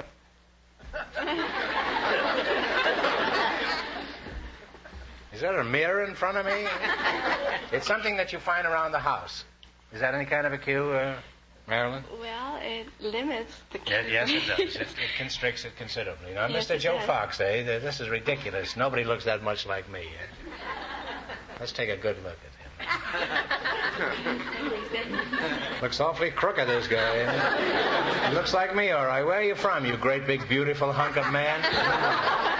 Chicago, the south side of Chicago, Hyde Park to be specific. Somebody out there from Galesburg. Joe, I'm curious. How long ago did you first notice that you closely resembled a certain gay, handsome lover whose name I can't remember? Well, frankly, the resemblance never did occur to me. About 2.5 years ago, it was called to my attention. A couple of young boys walked up and... Somebody threw rocks at you? No, they looked up and, I imagine equal to the amazement you presented tonight, and said, "Hello, Groucho." I guess they didn't expect to see him walking about at large in public. I see.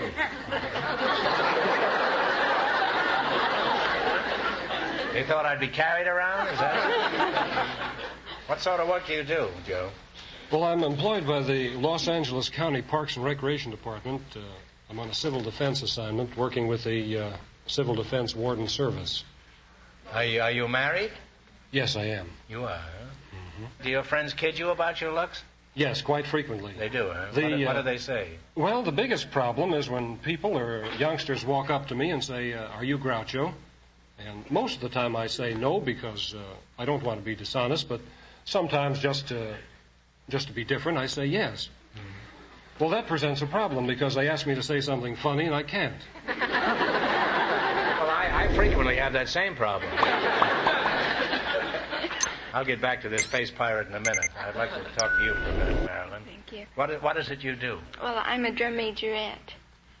A drum majorette? Yes. Well, that's pretty limited work, isn't it? How often do you march? On the 4th of July? No, I march every time the Los Angeles Rams play their home games here in the Coliseum. I twirl when they're here. I'm not on the team. In that case, judging from the recent scores, you might be. Well, how do you go about twirling a baton? Is it anything like twirling a mustache? Not having never twirled a mustache, I don't know, but... Well, the offer is still open, you know. I've often wondered about you girls. Have you ever hit anybody with that baton? Well, I've hit myself quite a bit, but it happened that last season one of the girls' batons went wild and hit a football player who was sitting on the bench. The player went wild or the baton? The baton went wild, but he was kind of mad. Did he get hurt? Well, no, and besides, he's on the other team, so it didn't matter. Well, I guess that's a secret play the coach uses only in emergencies, huh? Now, Mr. Fox, you sly old fox, could you get interested in Marilyn here? Oh, Mr. Marx, aren't you forgetting I'm a happily married man? Answer my question. Could you get interested? On advice of counsel, I better not say more. You see, you can't judge a book by its cover. He didn't pass the acid test. Joe, I'm ashamed of you. You turn in your face tonight, you're through.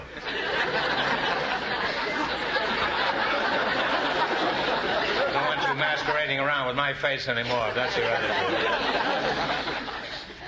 Well, it's been an experience talking to you two, and I hope you win a reasonable amount of money here tonight. Because in just 1 minute, you're going to play You Bet Your Life for a chance at the $2,000 question. Right now, I want you to pay close attention to a very lovely lady. Here we go. Let's see how high I can build you $20. You selected largest cities and states. These figures were taken from the 1950 statistics compiled by the Bureau of Census. Here's your first question. How much will you bet? About $12. $12, all right. What is the largest city in the state of Georgia? Atlanta. Atlanta is right. Well, you're on your way with $32. Remember, you're going for $2,000 tonight. How much of your $32 will you bet on your second question? 25. 25. What is the largest city in the state of Connecticut? New Haven. One answer between you now. Is that the answer you've decided on? Connecticut. Bridgeport. Oh, I'm sorry. The time is up. It's Hartford. Yeah. You now have $7. You now have $7. Well, don't get discouraged. Don't forget, you're still going for the big money. Now, how much of the 7 would you try? 5. 5? All right. What is the largest city in the state of Iowa? Des Moines. Des Moines is right. Well, you're climbing again. You have $12. And here's your last chance to beat the other couples. How much of the $12 will you risk? $10. Oh, you want to? Yes. All right, here we go. What is the largest city in the state of Tennessee? Memphis. Memphis is right. Thanks and good luck from the DeSoto Plymouth dealers. Well, you wind up with $22, but we'll add $3 to it to make it $25.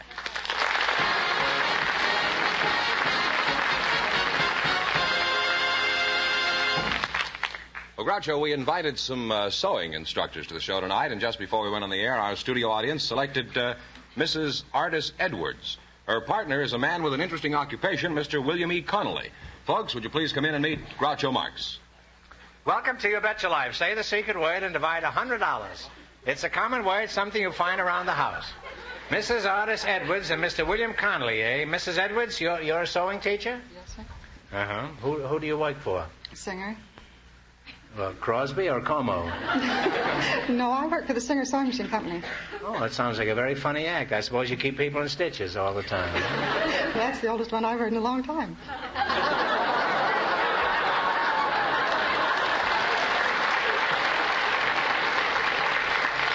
You think that's all? You should have been out here about 10 minutes ago. What do you teach these women in your class? How to be old so-and-sos? That's the second oldest one I've heard in a long time. Well, you stick around and you will hear the third oldest joke in a few minutes. What sort of work do you do, Mr. Connolly? I'm a fight second. You're a fight second? That's a good idea. Let somebody else fight first and you fight second. Now, what exactly is a fight second? Well, we get the boys ready to go in and fight and refresh them between rounds so they're able to go out and continue on with the match. What did you do before you became a fight second? Can you look at this kisser of mine and ask me that question? I got that ear from Tiger Flowers, and he straightened out my nose a bit, too. Well, what kind of a record did you have as a fighter? I had 157 fights, and I lost 7. 5 of them were split decisions. I won the New England Middleweight Championship. Oh, that's very good.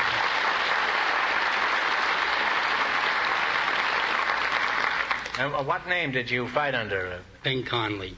Bing Conley, huh? Yes, sir. What is the toughest fight you ever had?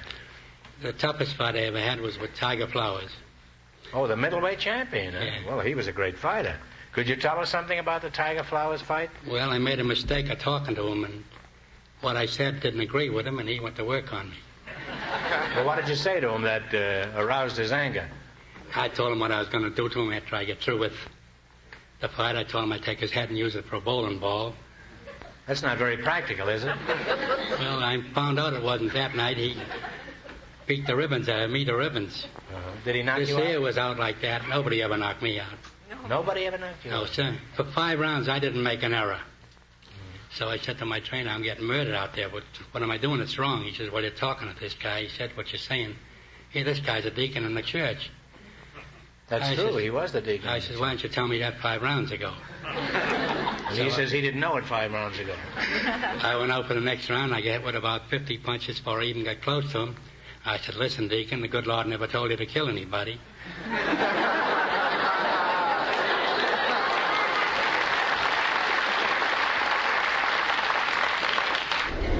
So he kind of thought he had a convert.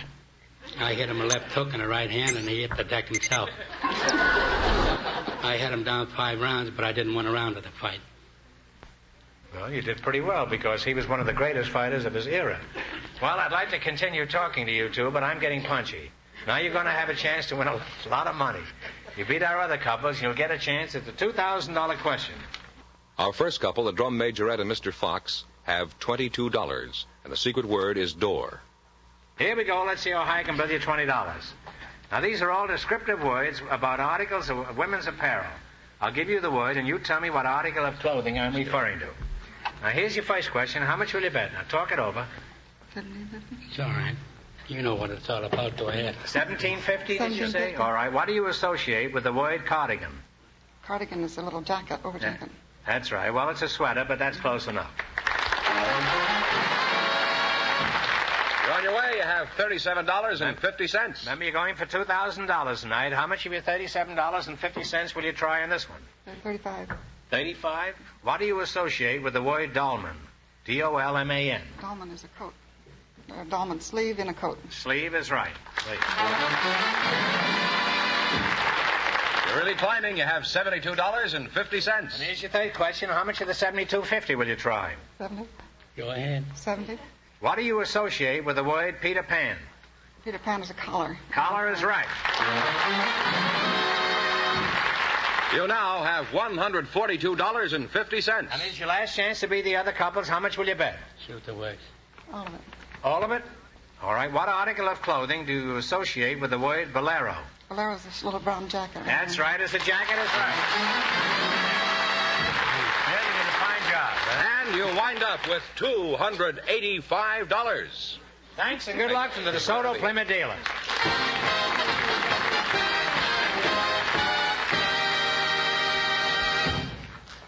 Groucho, we have a grandmother and a man with an interesting hobby for you now. Mrs. Alma Bell Davis and Mr. Mike Elwood, please come in and meet Groucho Marx. Welcome for the DeSoto Plymouth dealers. Say the secret word and you'll divide $100. It's a common word, something you'll find around the house. Mrs. Alma Bell Davis, you're a grandmother? Yes. 74. 74. You know what Bulwer said? It is not by the gray of the hair that one knows the age of the heart. We try to add a little culture now and then to the program. Very few quiz shows give you that kind of stuff. Now, what shall I call you, Mrs. Davis? Call me Grandma. Okay. I'll be delighted to. Now, where are you from, Granny? Seminole, South Carolina. Oh, South Carolina, eh? And how long have you been away from Carolina? Oh, I've been away a long time. I stayed there until I was 29. Mm-hmm. And then you migrated to California? I went up north to Tennessee first. Wait till Kefauver finds out that Tennessee is up north, huh? How many children and grandchildren do you have? I have 3 children, 10 grandchildren, and 9 great-grandchildren.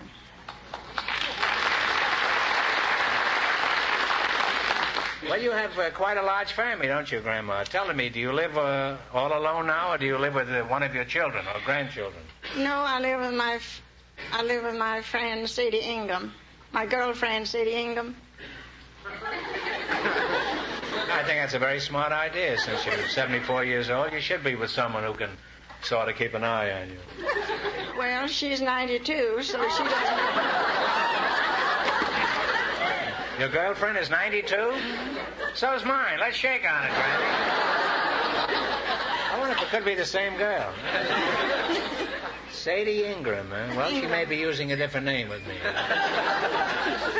Have you and Sadie ever encountered any exciting moments around the house, like finding a burglar? Well, we didn't find a burglar, but we came to the house one morning at 2 o'clock. Wait a minute. Was this recently? Oh, not too long ago. What were you and Sadie doing out at 2 o'clock in the morning? Oh, it takes us a long time to go from different places home. One night we got home. And Did you stagger when you came home? Or? No, we didn't do that, but the door was locked and we couldn't get it open.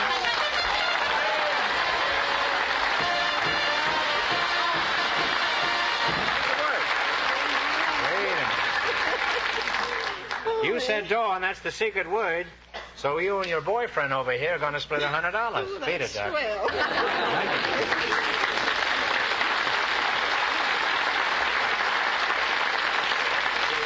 Well, what happened there? So we couldn't get in, and I went and got a box out of the garage, put it under the window, and I couldn't get in. Sadie helped me.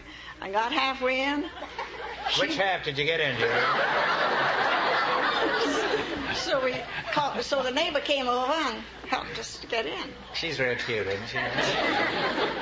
What do you mean, the neighbor? How old was the neighbor? 78. And she was shoving you and Sadie in through this window? Sure. And then how did the neighbor get back in? Oh, the neighbor, he got the door open. Oh, this He was a went home. male. Oh, I thought this was a woman, this neighbor. No, man. A man, huh? Sure.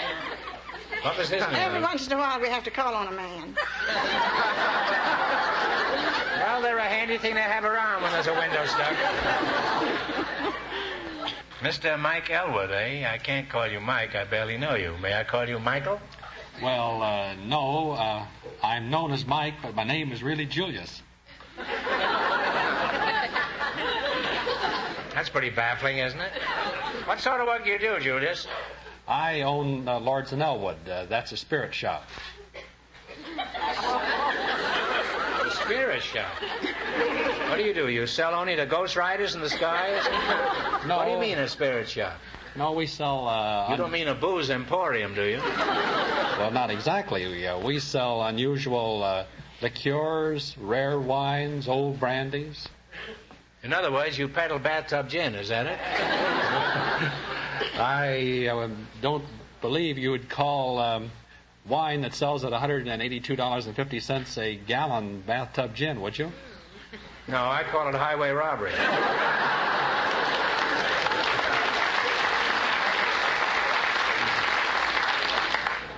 Julius, Fenneman says you have an interesting hobby. What is it? Well, I belong to a club called the Wine and Food Society. It's an organization for gourmets. What is the purpose of this club? Well, the purpose of the club is to stimulate an interest in food. And what is a gourmet? A gourmet is really He's a pig. Well, there's a much better definition. A gourmet is a glutton with a tuxedo on. Well, how do you go about stimulating an interest in food? Well, we have 8 dinners a year, and we try to make each one perfect. You have only 8 dinners a year? That's right. Well, those between-meal snacks are ruining your figure, Julius. Grandma, do you have any hobbies like cooking fancy dishes? Or do you spend your life stuck in a window? No, my hobby is catching gophers. Well, you told me you were single, Grandma. Grandma, you didn't fool me for a minute. I knew the minute you came up here that your hobby was catching gophers. The minute you came here, I said to myself, now, if I ever saw a woman whose hobby is catching gophers, this is it. How do you go about catching these gophers? And how is it your hobby? Well, I have a shopping bag, and I have had 3 gopher traps, but now I've only got 2. And what happened to the other one? Somebody stole it. And I open up the runway, put the trap in. I first go to when I see where there's been a gopher, I go and ask rap on the door and ask the neighbor if I can catch the gopher, and they say yes. You mean you make a house-to-house canvas of this? You go to a strange person's house, knock on the door, and say, have you got any gophers? No, I know all these people.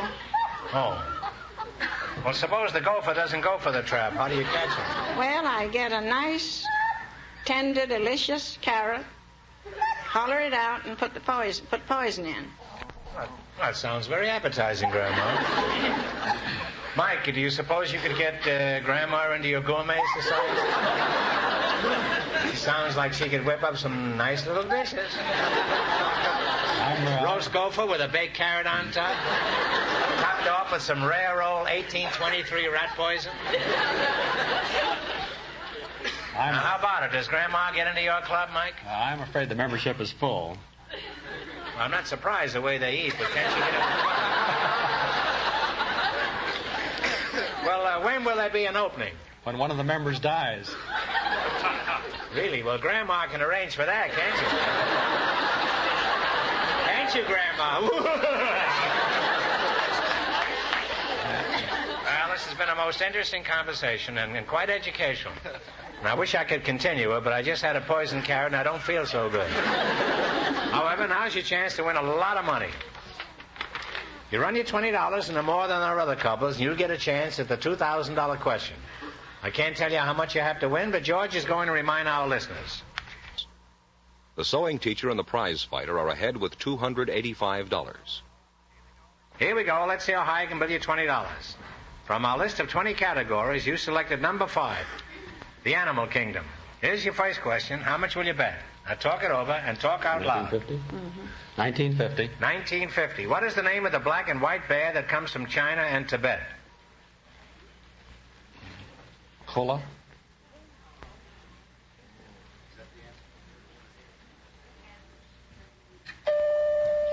I'm sorry, it's a panda. P-A-N-D-A. Gee, you now have 50 cents. You should have known that, Mike. I'm sure you've eaten one at one of your dinners.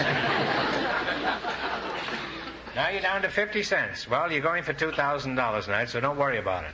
Now, how much you going to bet on your second question? 40. 40 cents? 40 cents. What is the name of the long-necked animal used widely as a beast of burden in Peru? Its wool is used extensively for clothing. Llama? Llama is right. You now have 90 cents. How much of this vast sum are you going to jeopardize this time? Get the words, huh? All of it? All of it. All right. What is the name of the little animal whose facial markings resemble a mask? It always washes its food before eating. A possum. Raccoon. Raccoon is right. I think they're about the same, aren't they? Aren't they the same, a possum and raccoon? Well, they're blood brothers. We'll give you that anyhow, huh?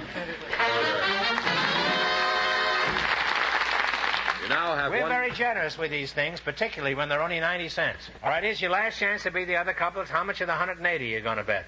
$1.80, I mean. Shoot the work. Holding. All right, Granny. What is the large and stupid beast that lives in Asia and Africa? It has a single sharp horn. The rhinoceros. Rhinoceros is right.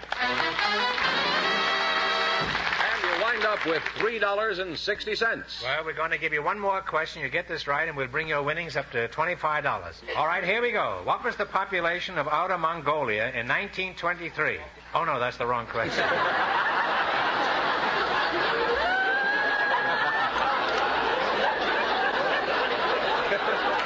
Even I couldn't have answered that. All right, we don't want to make it too easy, though. Are you ready? How many rings are there in a 3-ring circus? Go ahead. How many, Am? You answer. 3. 3 rings is right. Put it there.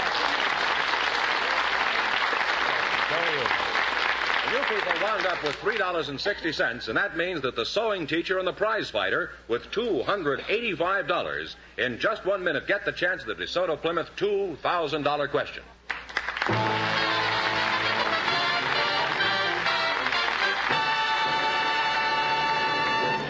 Time out now for some friends who want to know what's new. What's new? The 53 Plymouth. It's news. The 53 Plymouth. The low price deal has a brand new star. The truly balanced Plymouth. A new kind of car. A new kind of car. Boy, things are sure buzzing at DeSoto Plymouth dealers. Ever since the new 53 Plymouth came along last week, folks have been streaming in to see this new kind of car. They're talking about Plymouth's new beauty, inside and out. New styling from the wheels up. Wonderful new ride that gives you almost gyroscopic stability on even the roughest roads. It's a whole new concept of car design. True Balance. Come in and meet the new Plymouth. See for yourself how True Balance gives it a lower, racier look. And control tower visibility. A new one-piece curved windshield and wider, deeper windows all around. More room, too, for passengers and luggage. It's the car to see for 53. The new Plymouth. First truly balanced car in the low-priced field. The low-priced field has a brand new star. The truly balanced Plymouth, a new kind of car. And now here's the sewing teacher and the prize fighter all set for the DeSoto Plymouth $2,000 question, Groucho. Here we go for $2,000. I'll give you 15 seconds to decide on a single answer between you. Think carefully, and please no help from the audience. Here it is.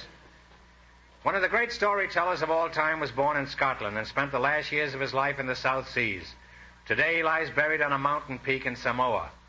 For $2,000, what is the name of this immortal novelist?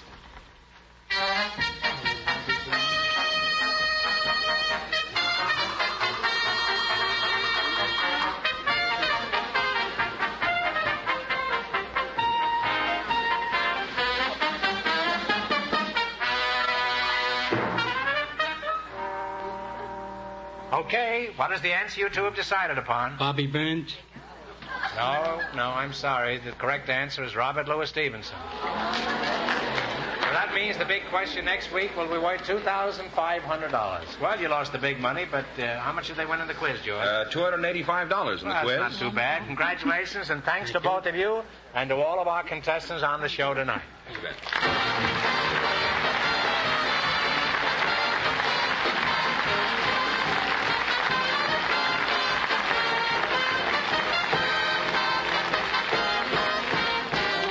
Be sure to tune in again next Wednesday night at the same time for the Groucho Marx Show, when the big question will be worth $2,500.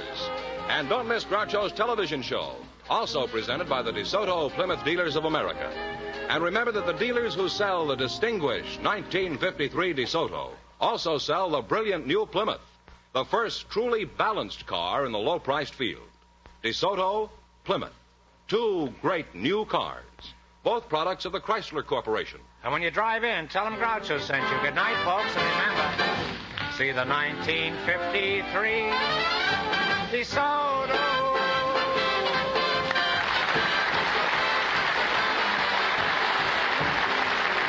Folks, here's a reminder from the National Safety Council.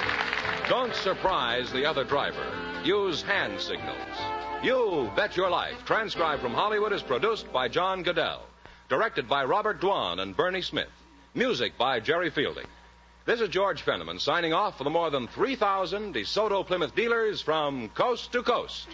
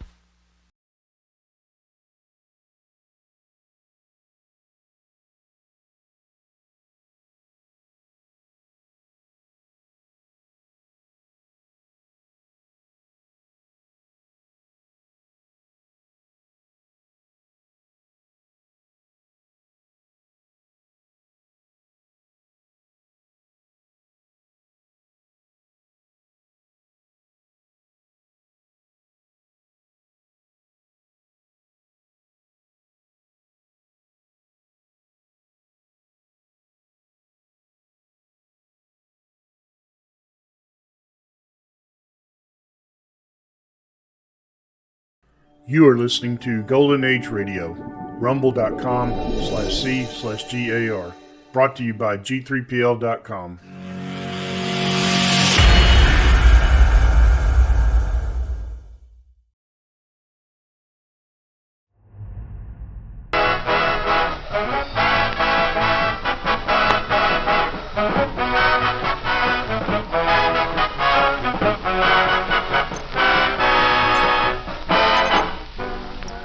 For the American Armed Forces and their allies, a rebroadcast of the Red Skelton Show, with Shirley Mitchell, Ozzie Nelson, Harriet Hilliard, and starring Red Skelton.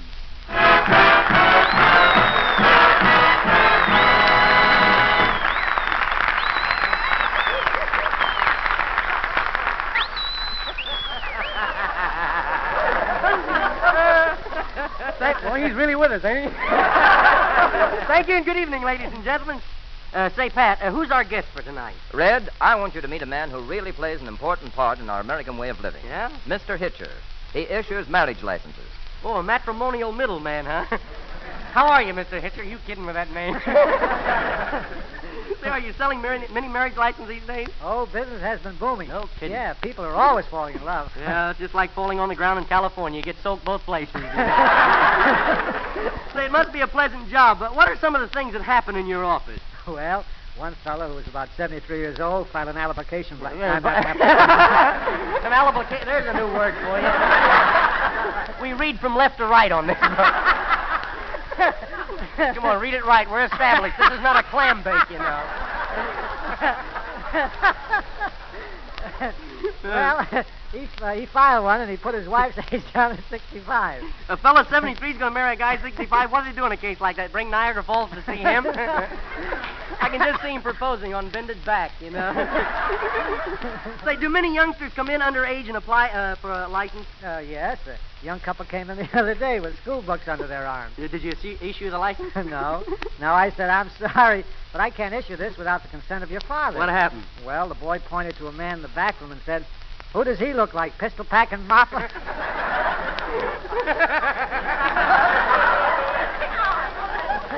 You play this for foreign countries, too.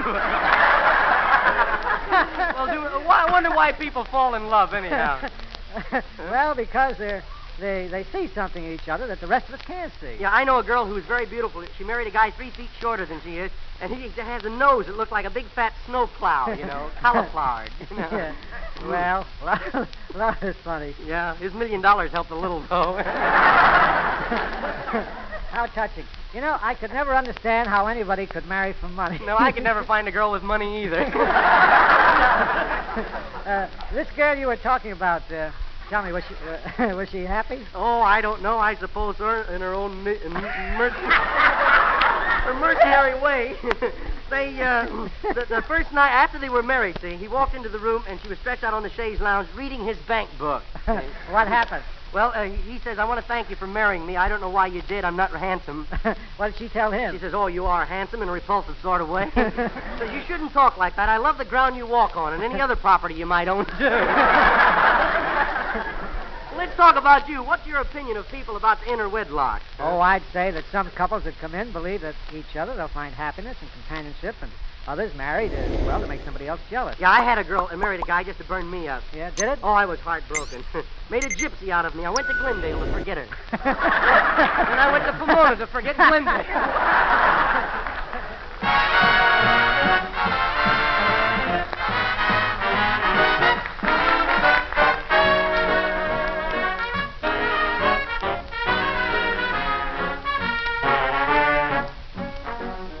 Several Tuesdays ago, Harriet and I introduced a brand new song.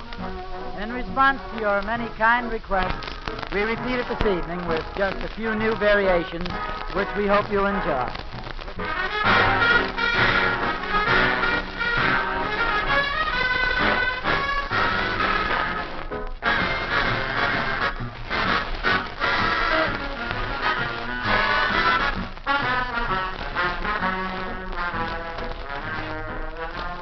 Ramsey pie and little toasty tappy, a puppety tappy too, wouldn't you? A puppety tappy too, wouldn't you? Lazy dotes and dozy dotes and little Ramsey divey, a kiddly divey too, wouldn't you? Lazy dotes and dozy dotes and little Ramsey divey, a kiddly divey too, wouldn't you? If the words sound queer and funny to your ear, a little bit jumbled and jivey, sing mares eat oats and does eat oats and little lambs eat ivy. Whoa,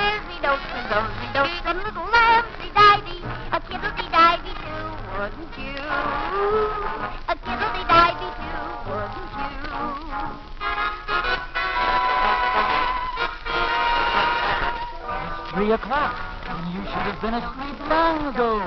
But you can't go to sleep. And why? Because it keeps running through your brain.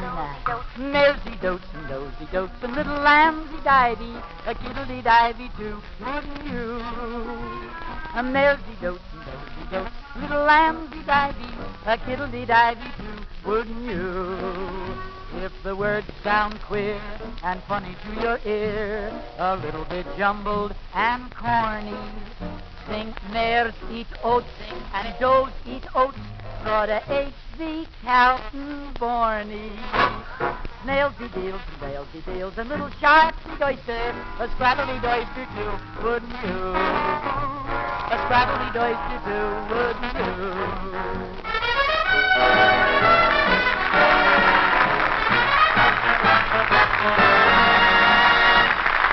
That was Osmond Harriet singing Mersey Dotes and Dosey Dotes, and very good, too. Now we come to our satire on our American way of living, and our topic is husbands and sweethearts. First we have Clem, the fellow from the country, who's in love but don't know it.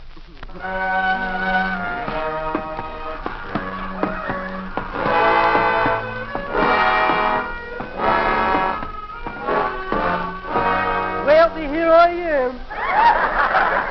Boy, I hope Daisy June liked the way I painted my toenails red, boy. These sandals go well with them, too. My foot looks like 5 hot dogs sticking out of a bird cage. Think I'll stop in McGinn's tobacco store here. Howdy, Clem. Top of the morning to you. And to you. Boy, I sure am quick on them comebacks, ain't I?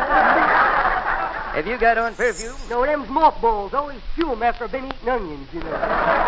Clem, before I forget it, you better watch out for Daisy June. Really? And this being leap year, she might be trying to bribe you into marrying her. Oh, you won't trick. Oh. Hey, look at the dude that just came in. Howdy doody. Howdy. Stranger in town? No, I've never been here before. I'm trying to find out just where Daisy June lives. What do you want to know where she lives first? Well, I've been writing to her through the matrimonial bureau, and I've come to see her about getting married. What's the matter, Clem? Jealous? No, not me. Just beginning to sound like a daytime cereal program. Well, now, do you gentlemen, I use the word loosely, do you gentlemen know where she lives? Well, she lives about 3 blocks from here in that orange house covered with mortgages. You can't miss it. Oh, well, thanks. Thanks again for the information. See you later, Carefree. Carefree. Now, there is a well-cultivated man. Yeah, I was going to plow him under myself, you know. It looks like he's out to steal Daisy June. No, he couldn't steal her. I know all about women. How'd you find out so much about women? Every Monday, I walk past clotheslines slowly. Just you remember, if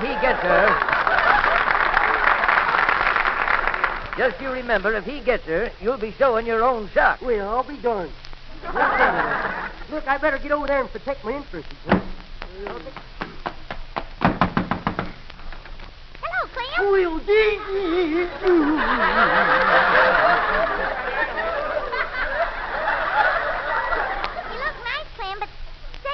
Your pants on backwards? No, I had them made with a seat in the front and the back so I can sit down either way. Well, won't you hasta la vista? That's French for come in. That's what I like. Brilliant women. Well, if it ain't the wrong answer to a maiden's prayer. Have you two met up? Yeah, well, just make yourselves to hum and I'll get something to drink. Yeah.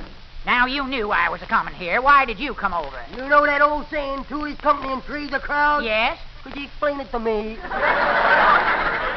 You know, you're wasting your time with Daisy June. You'll never hold her, brother. Oh, you go home. Oh, yeah. Can you wiggle your ears up and down like a bird? No. Can you make your Adam's apple go zigzag? No.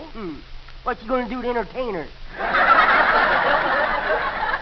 Oh, I'll think of something. I'll bet you will. Well, I hope you boys ain't been talking about me behind my back. Oh, no, we haven't got around to your back. Yeah, get out of my way. This coffee pot's hot. Tonight, ain't it? Say, Clem, let me have them jelly glasses and I'll pour you some coffee. Okay, here you go. Oh, may I have some cream, please? Help yourself. The cow's in the backyard. You mean you don't have it in a can or a bottle? It's a pretty big cow, Bob.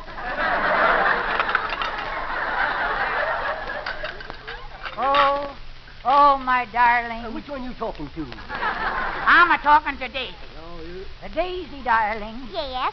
Have I told you how lovely you are today? Oh, I'm a mess. Oh, no, you ain't. Oh, yes, she is. You heard her. Now, you look-a-here, Featherbrain. Boys, you mustn't fight over me. I ain't worth it. I know that, but it's the principle of the thing. Now, just a moment. Don't talk like that about my future wife. Future is right. So far in the future, you ain't going to live to see it, Bob. You ain't a marrying her. Well, I'm going to marry somebody. I'm winding up an old maid. Can you wind up one for me, too?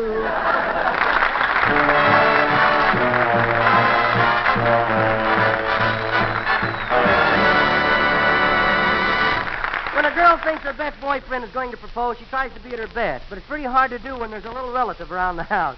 So, Harriet, you be my mother, and I'll be the mean widow care. Momsy stopped and Poppy stopped, and widow kids get spinach. A fiddly candy, too, if I could have a good. Junior, where have you been? I've been up there making a bed. Say, Junior, you didn't wake Aunt Myrtis, did you? No, boy, she's going to be surprised when she wake up and find there's no bed under it. Oh, Junior, you like to kid me, don't you? You just keep laughing, that's all. Junior, I owe you a whipping. Well, suppose you pay it with the other bills at the end of the month, huh? Hey, was that all she's going to do is sleep up there? Well, no, Junior. She's just taking a beauty nap. A beauty nap? Mm-hmm. Sleep makes a woman more beautiful. Boy, she's sure been staying up lately, ain't she? Hey, what you cleaning up the living room for? Oh, a nice man's coming to see your Aunt Myrtis, a soldier that she's been writing to. Really? And, Junior, let me warn you. Yeah? When this young man arrives, I don't want you to do any panhandling now. Well, you don't mind if I just walk through jingling me piggy bank, does you? You do, and I'm going to spank you, and you can't sit down. You does. You won't be able to shake hands for a week. I pretty rugged, kiddo. Boy, what a family. Pop shows me how to get money the easy way, and you put the ceiling on it, boy. Oh, now look, try to be good, huh? I'll be good if you buy me a widow dog. Well, maybe. Yeah. What kind of a dog do you want? A widow black and white one, you know. Then when he gets black all over, I know he's dirty. No. I mean, what breed of dog?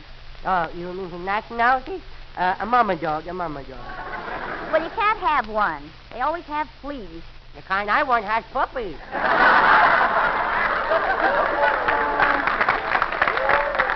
Honestly, times I'm sorry I kept your incubator warm.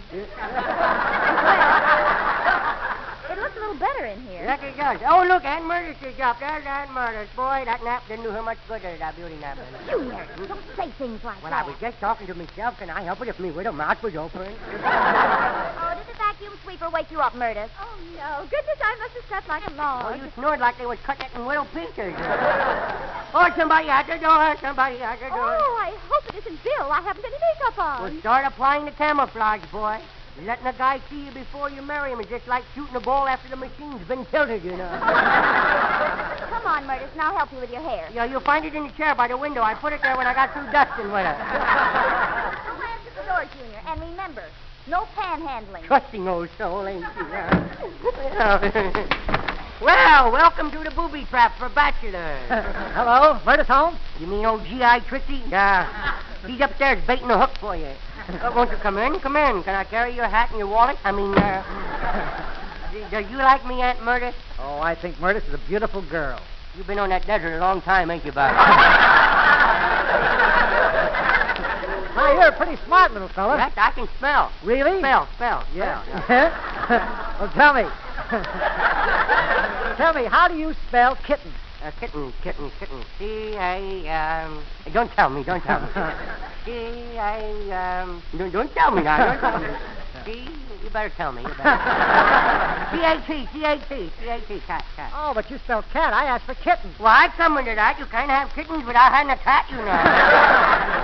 You know, I like you better than the other guys who come see me, Aunt Myrtis.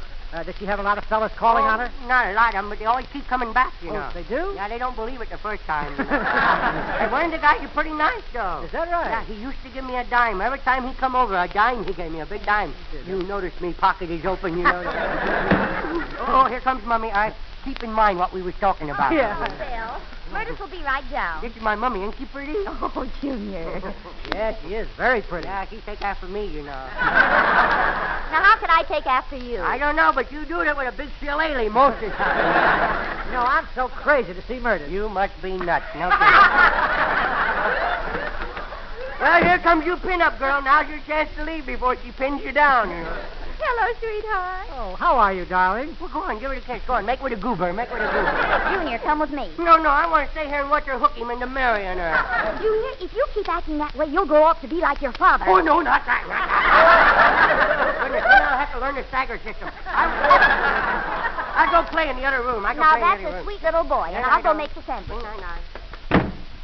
Darling, you haven't kissed me yet. Oh, I couldn't very well in front of Junior. Oh, darling. Oh, pardon me. Did I leave my piggy bank in here? Oh, there it is. Not very heavy. I guess you forgot our conversation. Why, Junior, now you know what your mother said about asking for money. Yeah? Now I'm going to tell her. Oh, no, please don't tell Mommy, please. I like you folks. I didn't know some. I don't really want the money. Pretty dramatic, eh, folks? Please, don't. You know, I bet with this kind of acting, old Betty Davis is just shaking in her boots. Junior, come here to me. Now, Mommy, who's bigger than me?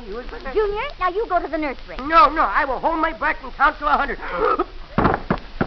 All right, but don't cheat and count by twos. Now get up off the floor. No. Bill, carry him upstairs. No. Come on, Junior. Come on, let's carry him. Not drag me, Bob. Not drag me. Just put him over on the couch there. Now you stay up here and play. I guess I'd better lock the door of the nursery. Just call me Humphrey Bogart.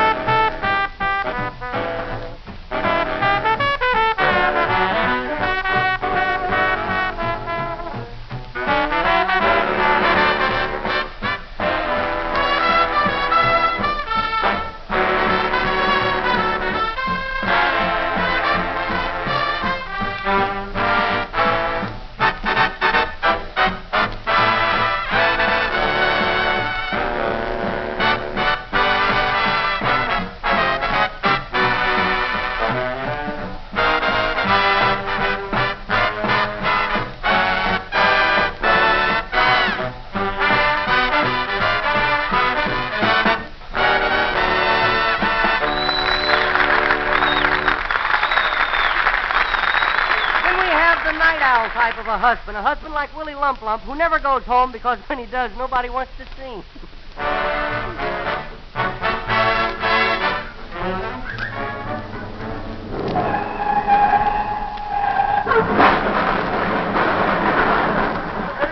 Hey, let me in. I don't want to sleep in a doghouse again. The dog don't like it. Say, what's all the noise around here? Good heavens, did you wreck your car? Oh, no, I always park it upon telephone pole. It's safer up there. Is this your house? No, I only pay the bills. My wife lives here. Why don't you go in? Because my wife always kisses me when I come home. What's wrong with that? Well, she does it in sort of a remote control way, you know. She kisses the ball bat and lets me have it, you know. You're not afraid of a little woman, are you? No, I'm afraid that big ball bat she carries, though. Why don't you show her who's boss? She knows. Ah, don't be a coward. Come here, I'll try the door for you. No, I won't do you no good. The door is locked. I'll ring the bell. I just ring it. I'll ring it again. Nut to him. Let him wait. Well, I try and sneak in and not disturb her, and then she won't know what time we got in. Hey, don't you think I ought to wake her up and show her these flowers? Oh, they're all wilted. Yeah, that's my fault, too. They were beautiful 10 minutes ago, but I wanted to smell them, and I accidentally exhaled instead of inhaled. Oh, I found the key. Shall I help you? No, just hold the keyhole still for me. Yeah, I gotta get to bed and get some sleep. I gotta get up in 20 minutes. Gotta help my wife. She's gotta get to work, you know. Good night. Now I'll sneak into bed. I'll take my shoes off. That's better. Hello? Does your cigarette taste different, Tracy? Call me back later. My wife don't know I smoke. You know. Now I'll sneak in real quiet here. No! Fine place to leave a chair in the dining room. Hey, Willie, is that you? I can't tell. It's awful dark in here. Willie, that is you. Yeah, she knows it's me. What are you doing coming home? A fine time to come home at this hour of the night. What? I'm fixing breakfast. Here, it's on the table. Hurry. I'm coming. Good morning. Are you trying to start an argument? Hey, where's the morning paper? Didn't it come? Yes, and the news is a little disappointing. Don't tell me Flat Top got away from Dick Tracy again. Coffee? Yeah, I'll have some. I hope this coffee's better than the stuff you've been making, boy. It tastes like an old rubber boot, you know. Why don't you try making it out of tea, huh? You can't make coffee out of tea. You can't make it out of coffee, either. Say, listen, this coffee is rich, full-bodied, and vacuum-packed. Sounds like you got a new sponsor, doesn't it? Just pour me a saucer full, will you?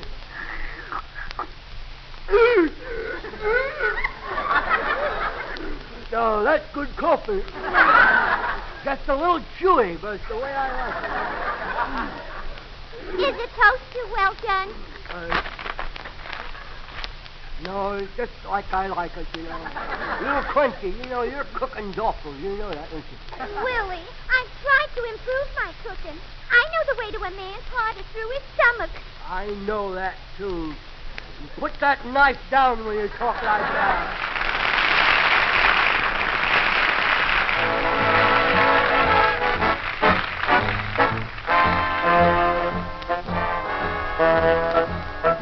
Will I ever find the boy on my mind, the boy who is my ideal? Maybe he's a dream, and yet he might be just around the corner waiting for me. Will I recognize a light in his eyes that no other eyes reveal? Or will I pass him by and never even know that he is mine?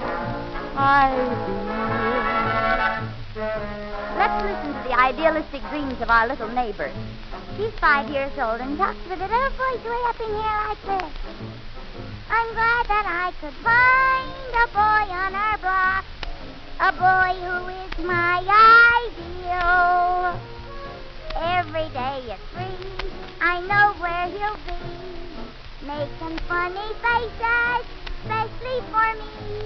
He can stand up on his head, and his brother once said he makes mud pies that taste like real. If he studies hard, he'll be a juvenile delinquent, and he's my ideal. Our scene change. Private Johnny Jones is being interviewed on the subject, My Ideal. Private Jones. Was at a moving picture show a short while ago. I gazed upon my ideal. She had charm and she had grace and a beautiful face. She seemed so familiar, like I'd seen her someplace. When you looked into her eyes, so tender and wide, there was something sincere and real. She wagged her tail, and then I knew that Lassie had come home again. She's my ideal.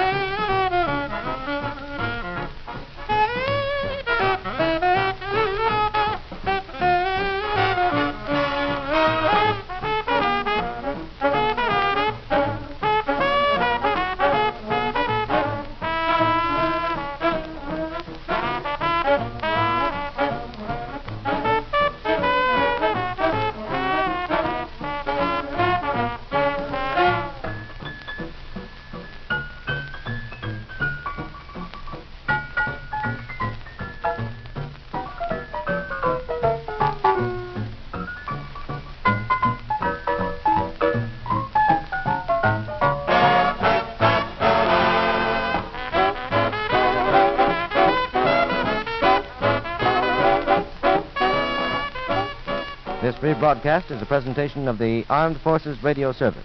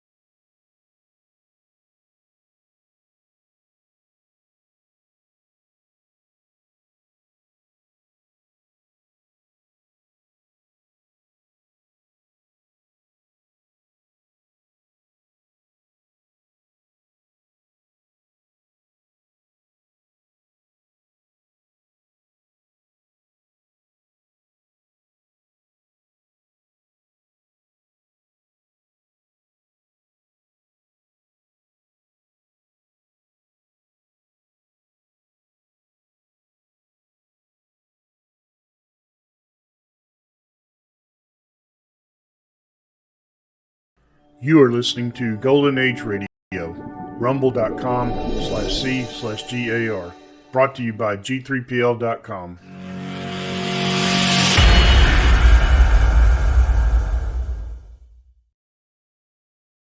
Kraft presents The Great Gildersleeve.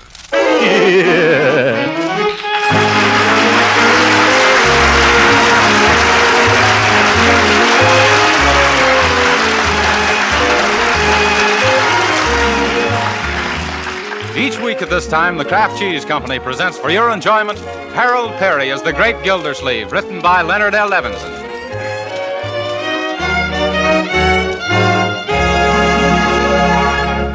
We'll hear from The Great Gildersleeve in just a moment. But right now, here's a message of very great importance for today's menu makers. I don't know how much you housewives actually know about modern margarine, but there's probably been no time in the history of America when it was so important for you to have the true facts about nourishing, wholesome foods for your family. So I want to tell you about Parquet. Parquet is the new quality margarine made by Kraft. A delicious spread for bread, hot rolls, and toast. Now, of course, the fact that Parquet does taste so good probably accounts for its popularity as a spread in millions of homes. But this is even more important. Parquet margarine is a protective food with exceptionally high nutritional value. It is one of the best energy foods you can serve and a reliable year-round source of vitamin A. There are 9,000 units of this vitamin in every pound of Parquet. So tomorrow, ask your food dealer for a pound of Parquet margarine made by Kraft. The whole family will like it because it tastes so good, and you'll know that you're giving them an economical, highly nutritious food made to the Kraft standards of quality. Just say Parquet, P-A-R-K-A-Y.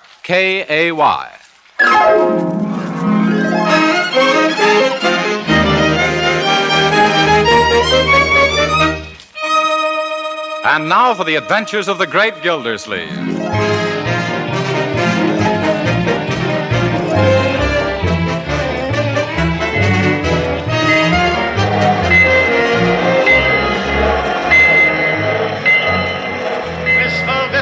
Coming into Wistful Vista. You say this is, Wistful Vista, where Fibber McGee and Molly live? Yes, madam. Oh, my. Do you think I'll be able to see them from the train window? No, lady, the McGees are on their vacation. Oh. But say, there's a next-door neighbor of theirs, Throckmorton P. Gildersleeve. Where? That portly gent with the mustache on the platform, the one making a speech to his employees. How do you know they're his employees? Because every time he goes away, he gives them an hour off to come down to the station and wave goodbye. Oh, so that's Mr. Gildersleeve. Well, I never thought... Furthermore, I can't tell you how touched I am to see all the employees of the Gildersleeve Girdle Works down here at the station to bid me goodbye. It's indeed... by the way, is there anyone left at the plant? No. What if some orders come in? Who'll take the phone calls? Mert. Oh, Mert, eh? Yeah. As I was saying while I'm away, I expect every one of you to uphold Gildersleeve girdles to the best of your ability. And don't forget our motto. If you want the best of corsets, of course it's Gildersleeve. Very good, T.P., very good. Thank you. You'll get a raise. And though it's necessary for me to go away and attend to other enterprises, the one thing closest to my heart is the Gildersleeve girdle. How long will you be gone, T.P.? At least 3 days and maybe till the end of the week. Before you go, T.P., the Gildersleeve Girdle Workers Guild wishes to present you with this handsome leather briefcase as a token of our esteem for you. For me? I don't know what to say except... Yes, all aboard? Oh, no. Oh, my goodness. Out of my way, everybody. Where are my bags? On the train, T.P. Thanks. I forgot to buy a ticket. Where do I buy a ticket? On the train, T.P. Oh, yes. Let go of me, boys. Where are you pushing me? On the train, T.P. Yes. Goodbye, children. Goodbye, children.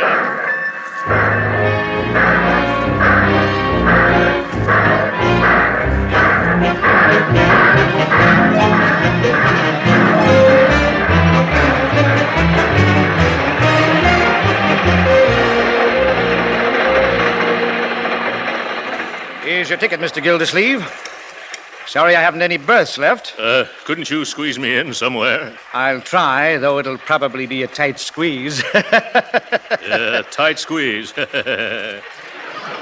Side-splitting, isn't it? Going to be in Summerfield long? Oh, no, just 3 or 4 days. I'm taking over the administration of my brother-in-law's estate. They're going to run it for my niece and nephew. But that's quite involved, and I'm hungry. Which way is the diner? Why, an old experienced traveler like you should know where the diner is. Huh? Oh, of course. No matter where you are, the diner's always at the other end of the train. See you later.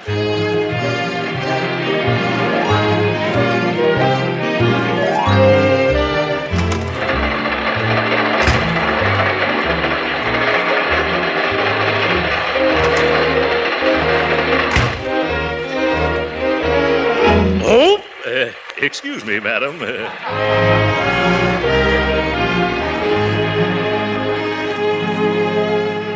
Yes, pretty crowded in this diner. By George, I'm so hungry I could eat the waiter. Yes, sir? Is it all right if I sit at this table? Yes, sir. Sit right down, sir. If this gentleman doesn't mind reading his paper on his own side. I said if this gentleman doesn't mind reading his paper on his own side. Excuse me, sir. Does you mind? Yes, I do. I'm particular whom I eat with. You are, eh? Well, I'm not. I'm hungry. Waiter, bring me a steak, a nice, juicy, double tenderloin rare. Waiter, where's my milk toast? I ordered it 15 minutes ago. Yeah, I'm sorry, but milk toast takes time, you know. And waiter, I want a big, heaping plate of French fries. Yeah, French fries. And a cup of strong coffee with lots of cream. Yeah, I'll get it right away, sir. And bring me my milk toast made with gluten bread, remember? Yes. Bread. Oh, that reminds me. Some hot biscuits and a little pot of jam.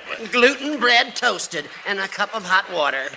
And then apple pie a la mode with cheese. Yeah, with cheese. Yeah. I can't stand this. Listening to you is giving me heartburn. It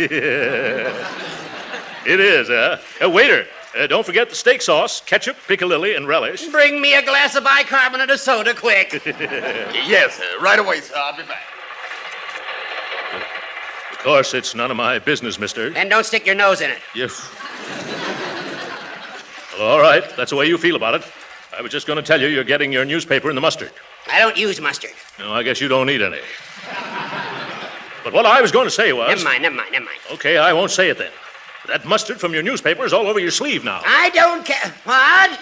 Oh, of all the messes Water only spreads it. You see what I tell you? I'll thank you to mind your own business. What's the big idea jumping down my throat? What do you expect addressing a perfect stranger? You're far from perfect, stranger.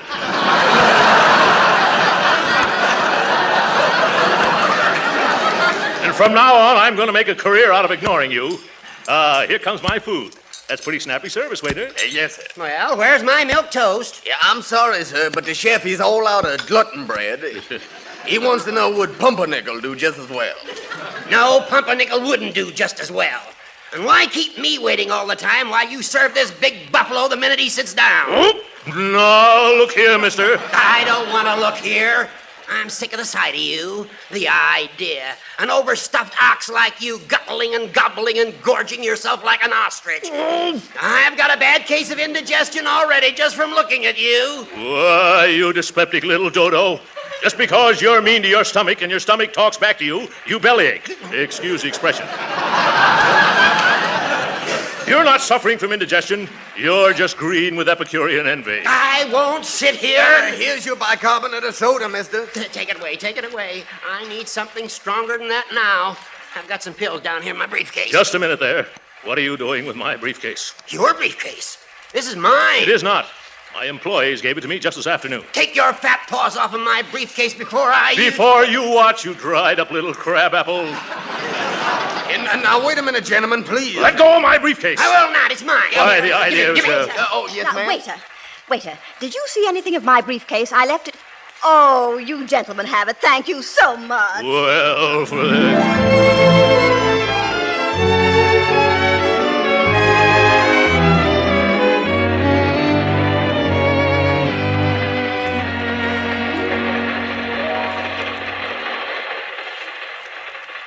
There you are, Mr. Gildersleeve. I've located a berth for you at last. Oh, that's fine, conductor. I was getting tired of sitting around here in my pajamas. Where is it?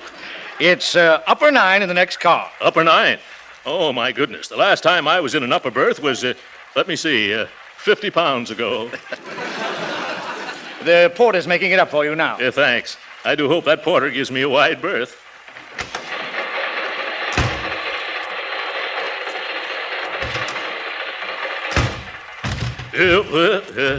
It's so dark in here. Oh, porter! Porter! Quiet! Oh, excuse me. Must be sleeping. Oh, porter! Yes, sir. Have you got upper 9 ready yet? Yes, but I didn't anticipate no gentlemen of such ample proportions. Yeah. Well, maybe I'd better take a ladder. Yes, better take 2. They're small. Well, all right, come on. Yes, here we are, right up there, sir. Up there? Oh, my goodness. Hold these ladders steady, porter. Remember, if they tip, I won't. Yes. Now be careful, mister. Train's coming to a sharp curve pretty soon. When? Then. Oh! Hold on, mister. Let us slide. I can't hold on. I'm coming down. Look out below. Ooh! No! What hit me? Oh, my sacrilege. Yeah, mister, let me help you up. I don't want to get up. I want to sleep. Not you, mister, the man in the upper. He's now in the lower. And where am I? You're right here, brother. Get off of my poor stomach. Who is it? Huh? Oh, it's you. What are you doing sneaking into my berth? I'm not sneaking into your... I'm not sneaking. I'm trying to climb into bed. I'm your upstairs neighbor. Isn't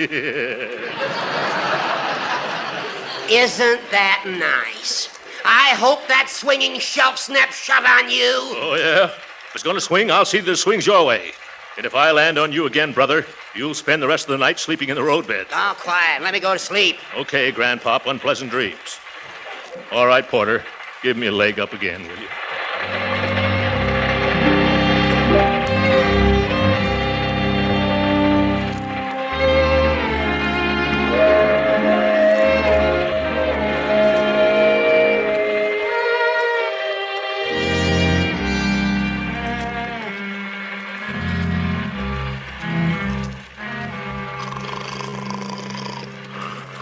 32,473.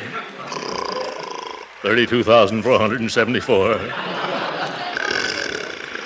32,475. Oh, my goodness. 2 o'clock already and still not a wink. Yes, 32,476. 32,478. Oh, what's the use? There was only some way of stopping that buzzsaw down there. I can't stand this any longer. Where's that porter? I'll fix this guy. You call me, sir? Yes. Would you mind getting me a drink of ice water? I can't sleep. Yeah, sir. Yeah.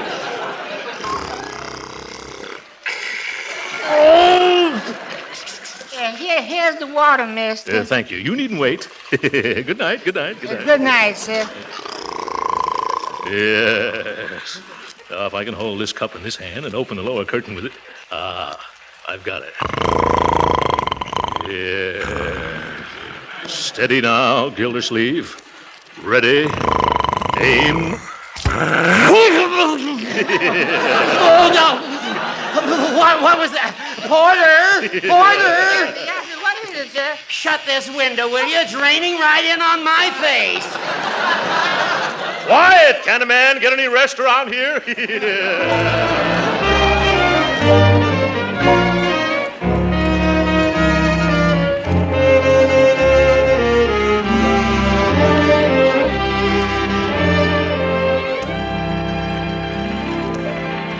Good morning, sir. He's just pulling into Summerfield. You want me to brush you off? No, I'll walk down the steps like the rest of the passengers. Yeah. Yeah. By the way, Porter, you've given me such good service. Here's an order for a Gildersleeve girdle for your wife. Thank you, sir. I happen to be a spinster at the moment. But if it's all right with you, I'll put it in my hope chest. Yes. Yes, that's perfectly all right. Summerfield, eh? By George, I'm certainly looking forward to seeing Marjorie and little Leroy again.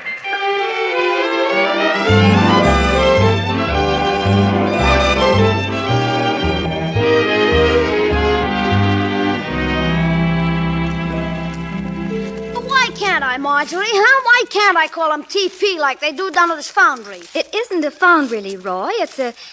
Oh, never mind. It's nothing that concerns little boys. And I'm sure that he will prefer to have you call him Uncle Throckmorton. Oh, shucks, you can't go around calling a big, tough guy who runs a steel foundry Throckmorton. It's positively degradatory. It's derogatory. Yeah, it's that, too. Leroy, who told you Uncle Throckmorton was in the steel business? Nah, you thought you were so smart. I saw one of his letterheads. The Gildersleeve Girder Company. Oh, yes, the Gildersleeve Girder Company. Gee, he should be here by now, shouldn't he, Marjorie? Now, don't you worry, Leroy. Just as soon as his train arrives, Mr. Wills will bring him here for breakfast. Oh, I wanted to go down to the station, too. I know, but Ted has to discuss all the legal details with Uncle Throckmorton before we go to court. Say, you're getting pretty darn stuck on that Ted guy, aren't you? Why, Leroy Forrester, I am not. Ted Wills is merely our lawyer. He is not. Williamson, Williams, Willies, and Wills are our lawyers, and Ted's nothing but the tail end. Well, he's young yet. You just give him time. Oh, there you go. Who say, how's if I should call him Uncle Morton? Call who? Oh, Uncle Throckmorton. Well, I don't think he'd object to that. Wait, I can do better than that. How's this? Uncle Mort. Who's that? Uncle Mort. I'll answer it. Well, I'll bet this is little Leroy. Hi, Uncle Mort. Hi, who? You, Uncle Mort. You don't mind if I call you Uncle Mort, do you, Uncle Mort? No, not at all. Go right ahead. Uncle Mort, eh? I like that. And this is Marjorie, Mr. Gildersleeve. Marjorie, eh? Come here, my dear. My, how you've grown.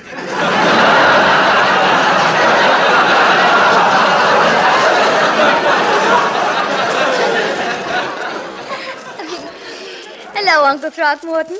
Let me take your hat and coat. Will you have some breakfast? No, thanks. I've already had mine on the... Well, I'll have a cup of coffee. Sit right here, Uncle. Ted, you sit over there. Oh, thanks. My, this looks wonderful. Hey, Unc, will you take me back to Wistful Vista with you and let me work in your factory? What? Well, I didn't think you'd be interested in that sort of thing. Now, Leroy. Gee, I am, Uncle Mort. That must be some layout. I bet you make the supports for a lot of big projects there.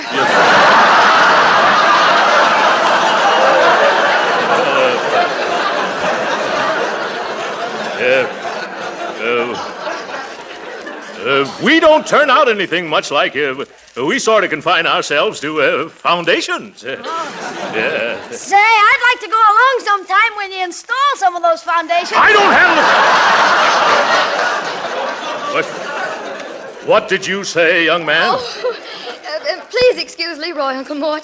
He's been like that ever since he found out that you owned the Gildersleeve Girder Company. What? Gildersleeve Girder? Oh, yes, I see it all now. Yes, a bright boy. Gee, Unc, do you ever have to slug it out with any of them tough steel workers of yours? No, I never do. You don't, huh?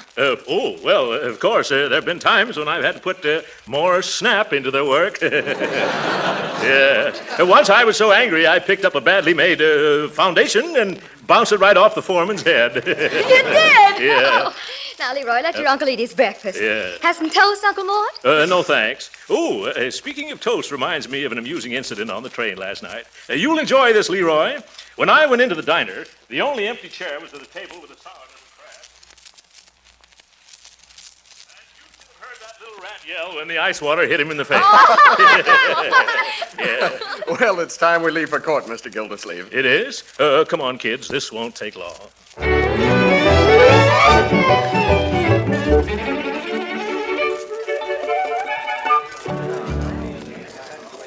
Well, all I can say is we run things better than this in Wistful Vista.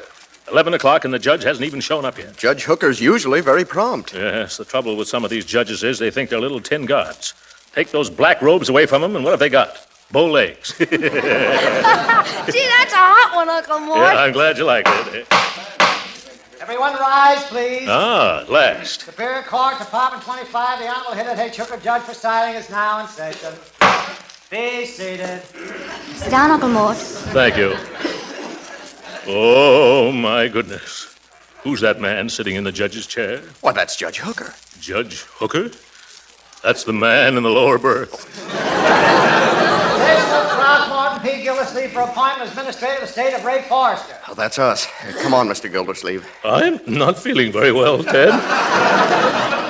Couldn't we postpone this over to another judge? Oh, come on, Uncle Mort. Remember what you said. This guy'll be a pushover. Yes, a pushover. Now, come on. Step up. Don't dawdle. I haven't got all day. Make a snappy, folks. The judge is pretty short-tempered this morning. He didn't get any sleep last night. Oh, my. Your Honor, with your permission, I'll put Mr. Gildersleeve on the stand first. Go ahead, Mr. Wills. Swear in the witness, fella. You solemnly swear to tell the truth, the whole truth, nothing but the truth to help you? I do. Well, do you or don't you speak up? I do. That voice is very familiar. Turn around, Mr. Oh, so it's you. Yes. Hello, Judge.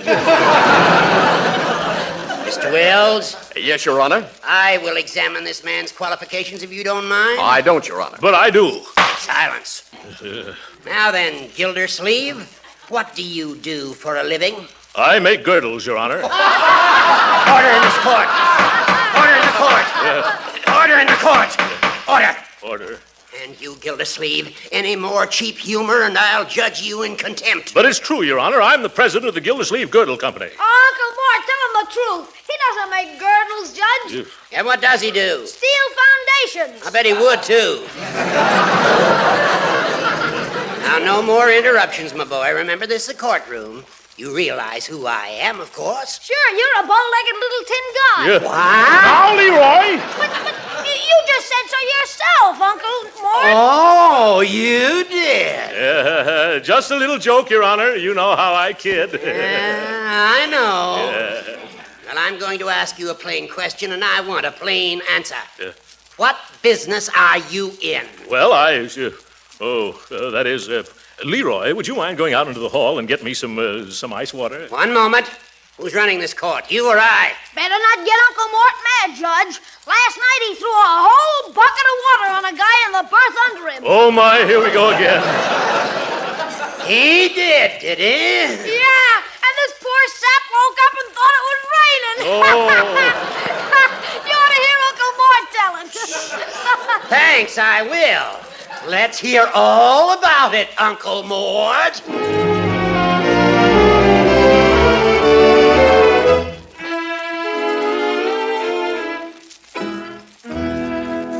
But, Judge Hooker, it's after 5 o'clock. This poor man's been on the witness stand all day. All right. One more question, then I'll hand down my decision. Mr. Gildersleeve, what makes you think that you have executive ability? Well, I have a large staff of my own, and through years of experience, I know the proper relationship between employer and employee. Your Honor. Yes, Mr. Wells? Our firm has thoroughly investigated Mr. Gildersleeve, and we're satisfied as to his qualifications. Mr. Wells, I have great respect for you and your associates. That is probably the only reason why I'm going to grant your petition. Hooray! However, in order to protect these children from their own misguided enthusiasm, I'm going to require this Gildersleeve to report to me every single week. But, Your Honor... He must get an okay for every cent that he spends. But, Judge... And I will require him to post a bond of $50,000 in cash. Now, see here, Hooker. I won't stand for this. I'll resign. Quiet. Gildersleeve, I never sent for you. You came here begging for this job. To quote from Brawby versus Union Buggy Corporation, Civil Code of Nebraska, you made your bed and you can't lie out of it. But my business in Wistful Vista... You remain here and make this estate pay or go to jail for contempt. Now, wait a minute. I'm not going to... Court is adjourned. I'll kill that old goat. Ted, we've got to do something about this. Do you realize that a $50,000 bond would not only take every cent of my ready cash, but also means a mortgage on my Gordle Works? Gee, I'm sorry about how the whole thing went, Mr. Gildersleeve. Well, maybe if we went into the judge's chambers, we could persuade him to lower the bond, Uncle Mort. Sure, just let me talk to him. Young man, you've talked enough for one day. How about it, Ted? Well, it won't hurt to try. Come on. Yeah. Come in. Excuse us, Judge Hooker. You remember me, don't you? I thought perhaps maybe we could possibly get that little cash bond reduced. I don't see why I should have If you spoke to somebody who'd known me for a long time, they might convince you that I'm not such a bad fellow. Oh, that would be fine, Uncle Mort. Yeah. Who could the judge talk to? Why, the president of the Wistful Vista Chamber of Commerce. He's my next-door neighbor, too. A chap named Fibber McGee. We can call him long distance, Your Honor.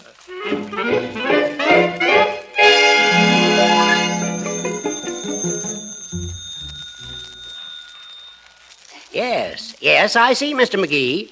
Yes, I'm glad you put me straight on that. Yes, I knew my little chum would set me in right. That's a very good point. Leroy, I want you to meet McGee one of these days. There's one of nature's noblemen. I guess you've made up my mind for me, Fibber. Fibber. Hold the phone a second, and I'll tell him. Gildersleeve. Yes, Judge? Gildersleeve, I've decided to rescind that $50,000 bond. I knew that would happen if you spoke to my little pal. Yes, after talking to McGee, I'm going to make that bond $100,000. What? Give me that telephone. Hello? You're a hard man, McGee.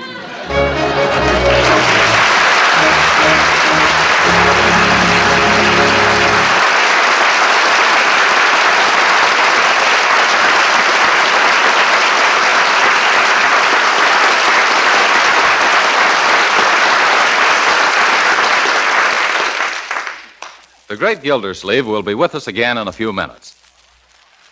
While Uncle Throck recovers from that one, I want to say a word that I believe will make every thinking housewife want to try parquet margarine tomorrow. This delicious new craft product is most popular as a spread for bread and a seasoning for hot cooked foods because of its delicate, pleasing flavor. But the same qualities that make it so good for table use make it an extra fine shortening for baking. I say extra fine because it has all the qualities of an ordinary shortening, plus fine flavor and added nourishment. Let me read you a statement from Mrs. Lillian Watts, who, having been born and raised on a farm, is mighty particular about food. She says, quote, I have a family of 8, and they all like parquet margarine. I use it in various ways: cakes, bread, muffins, biscuits, soup, spreads, and other ways too numerous to mention. Thank you 1,000 times for this wonderful product. End of quote. Now, that's a mighty enthusiastic statement. But you'll be just as enthusiastic once you have tried parquet. It's so delicious, so nourishing, so grand in every way. Tomorrow, be sure to order parquet, the economical spread made by Kraft. And remember, every pound of parquet margarine contains 9,000 units of vitamin A.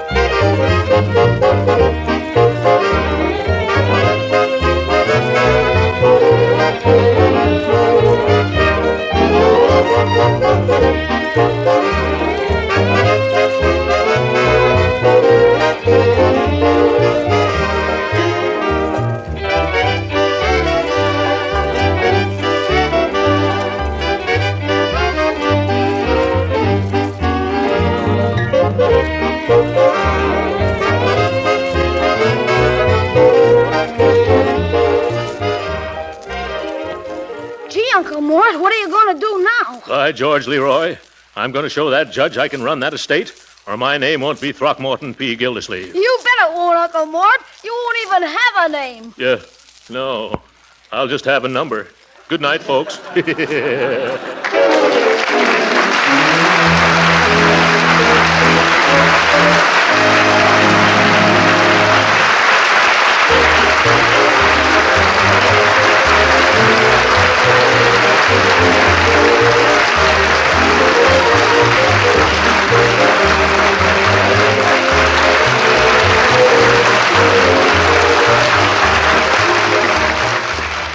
Original music on tonight's program was composed and conducted by William Randolph.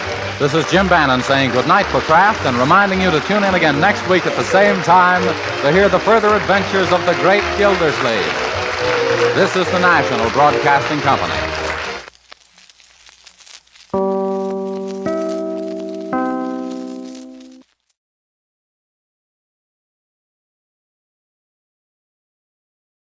Exciting news for the vibrant landscapes and diverse culture of Brazil. Lost in Brazil brings you to captivating videos showcasing heart-pounding adventures, mouth-watering cuisine, and hidden gems of this incredible country. From bustling cities to tranquil beaches, our videos capture the essence of Brazil's beauty. Experience the warmth of its people, the rhythm of its music, and the thrill of exploration. Click on the link in the description to find out more. I would like to extend my sincere gratitude to Old Time Radio Research Group for their remarkable efforts in preserving and archiving the captivating world of old-time radio programs. Their invaluable contribution allows us to step back in time and experience the magic of radio history firsthand. Their link is in the description below.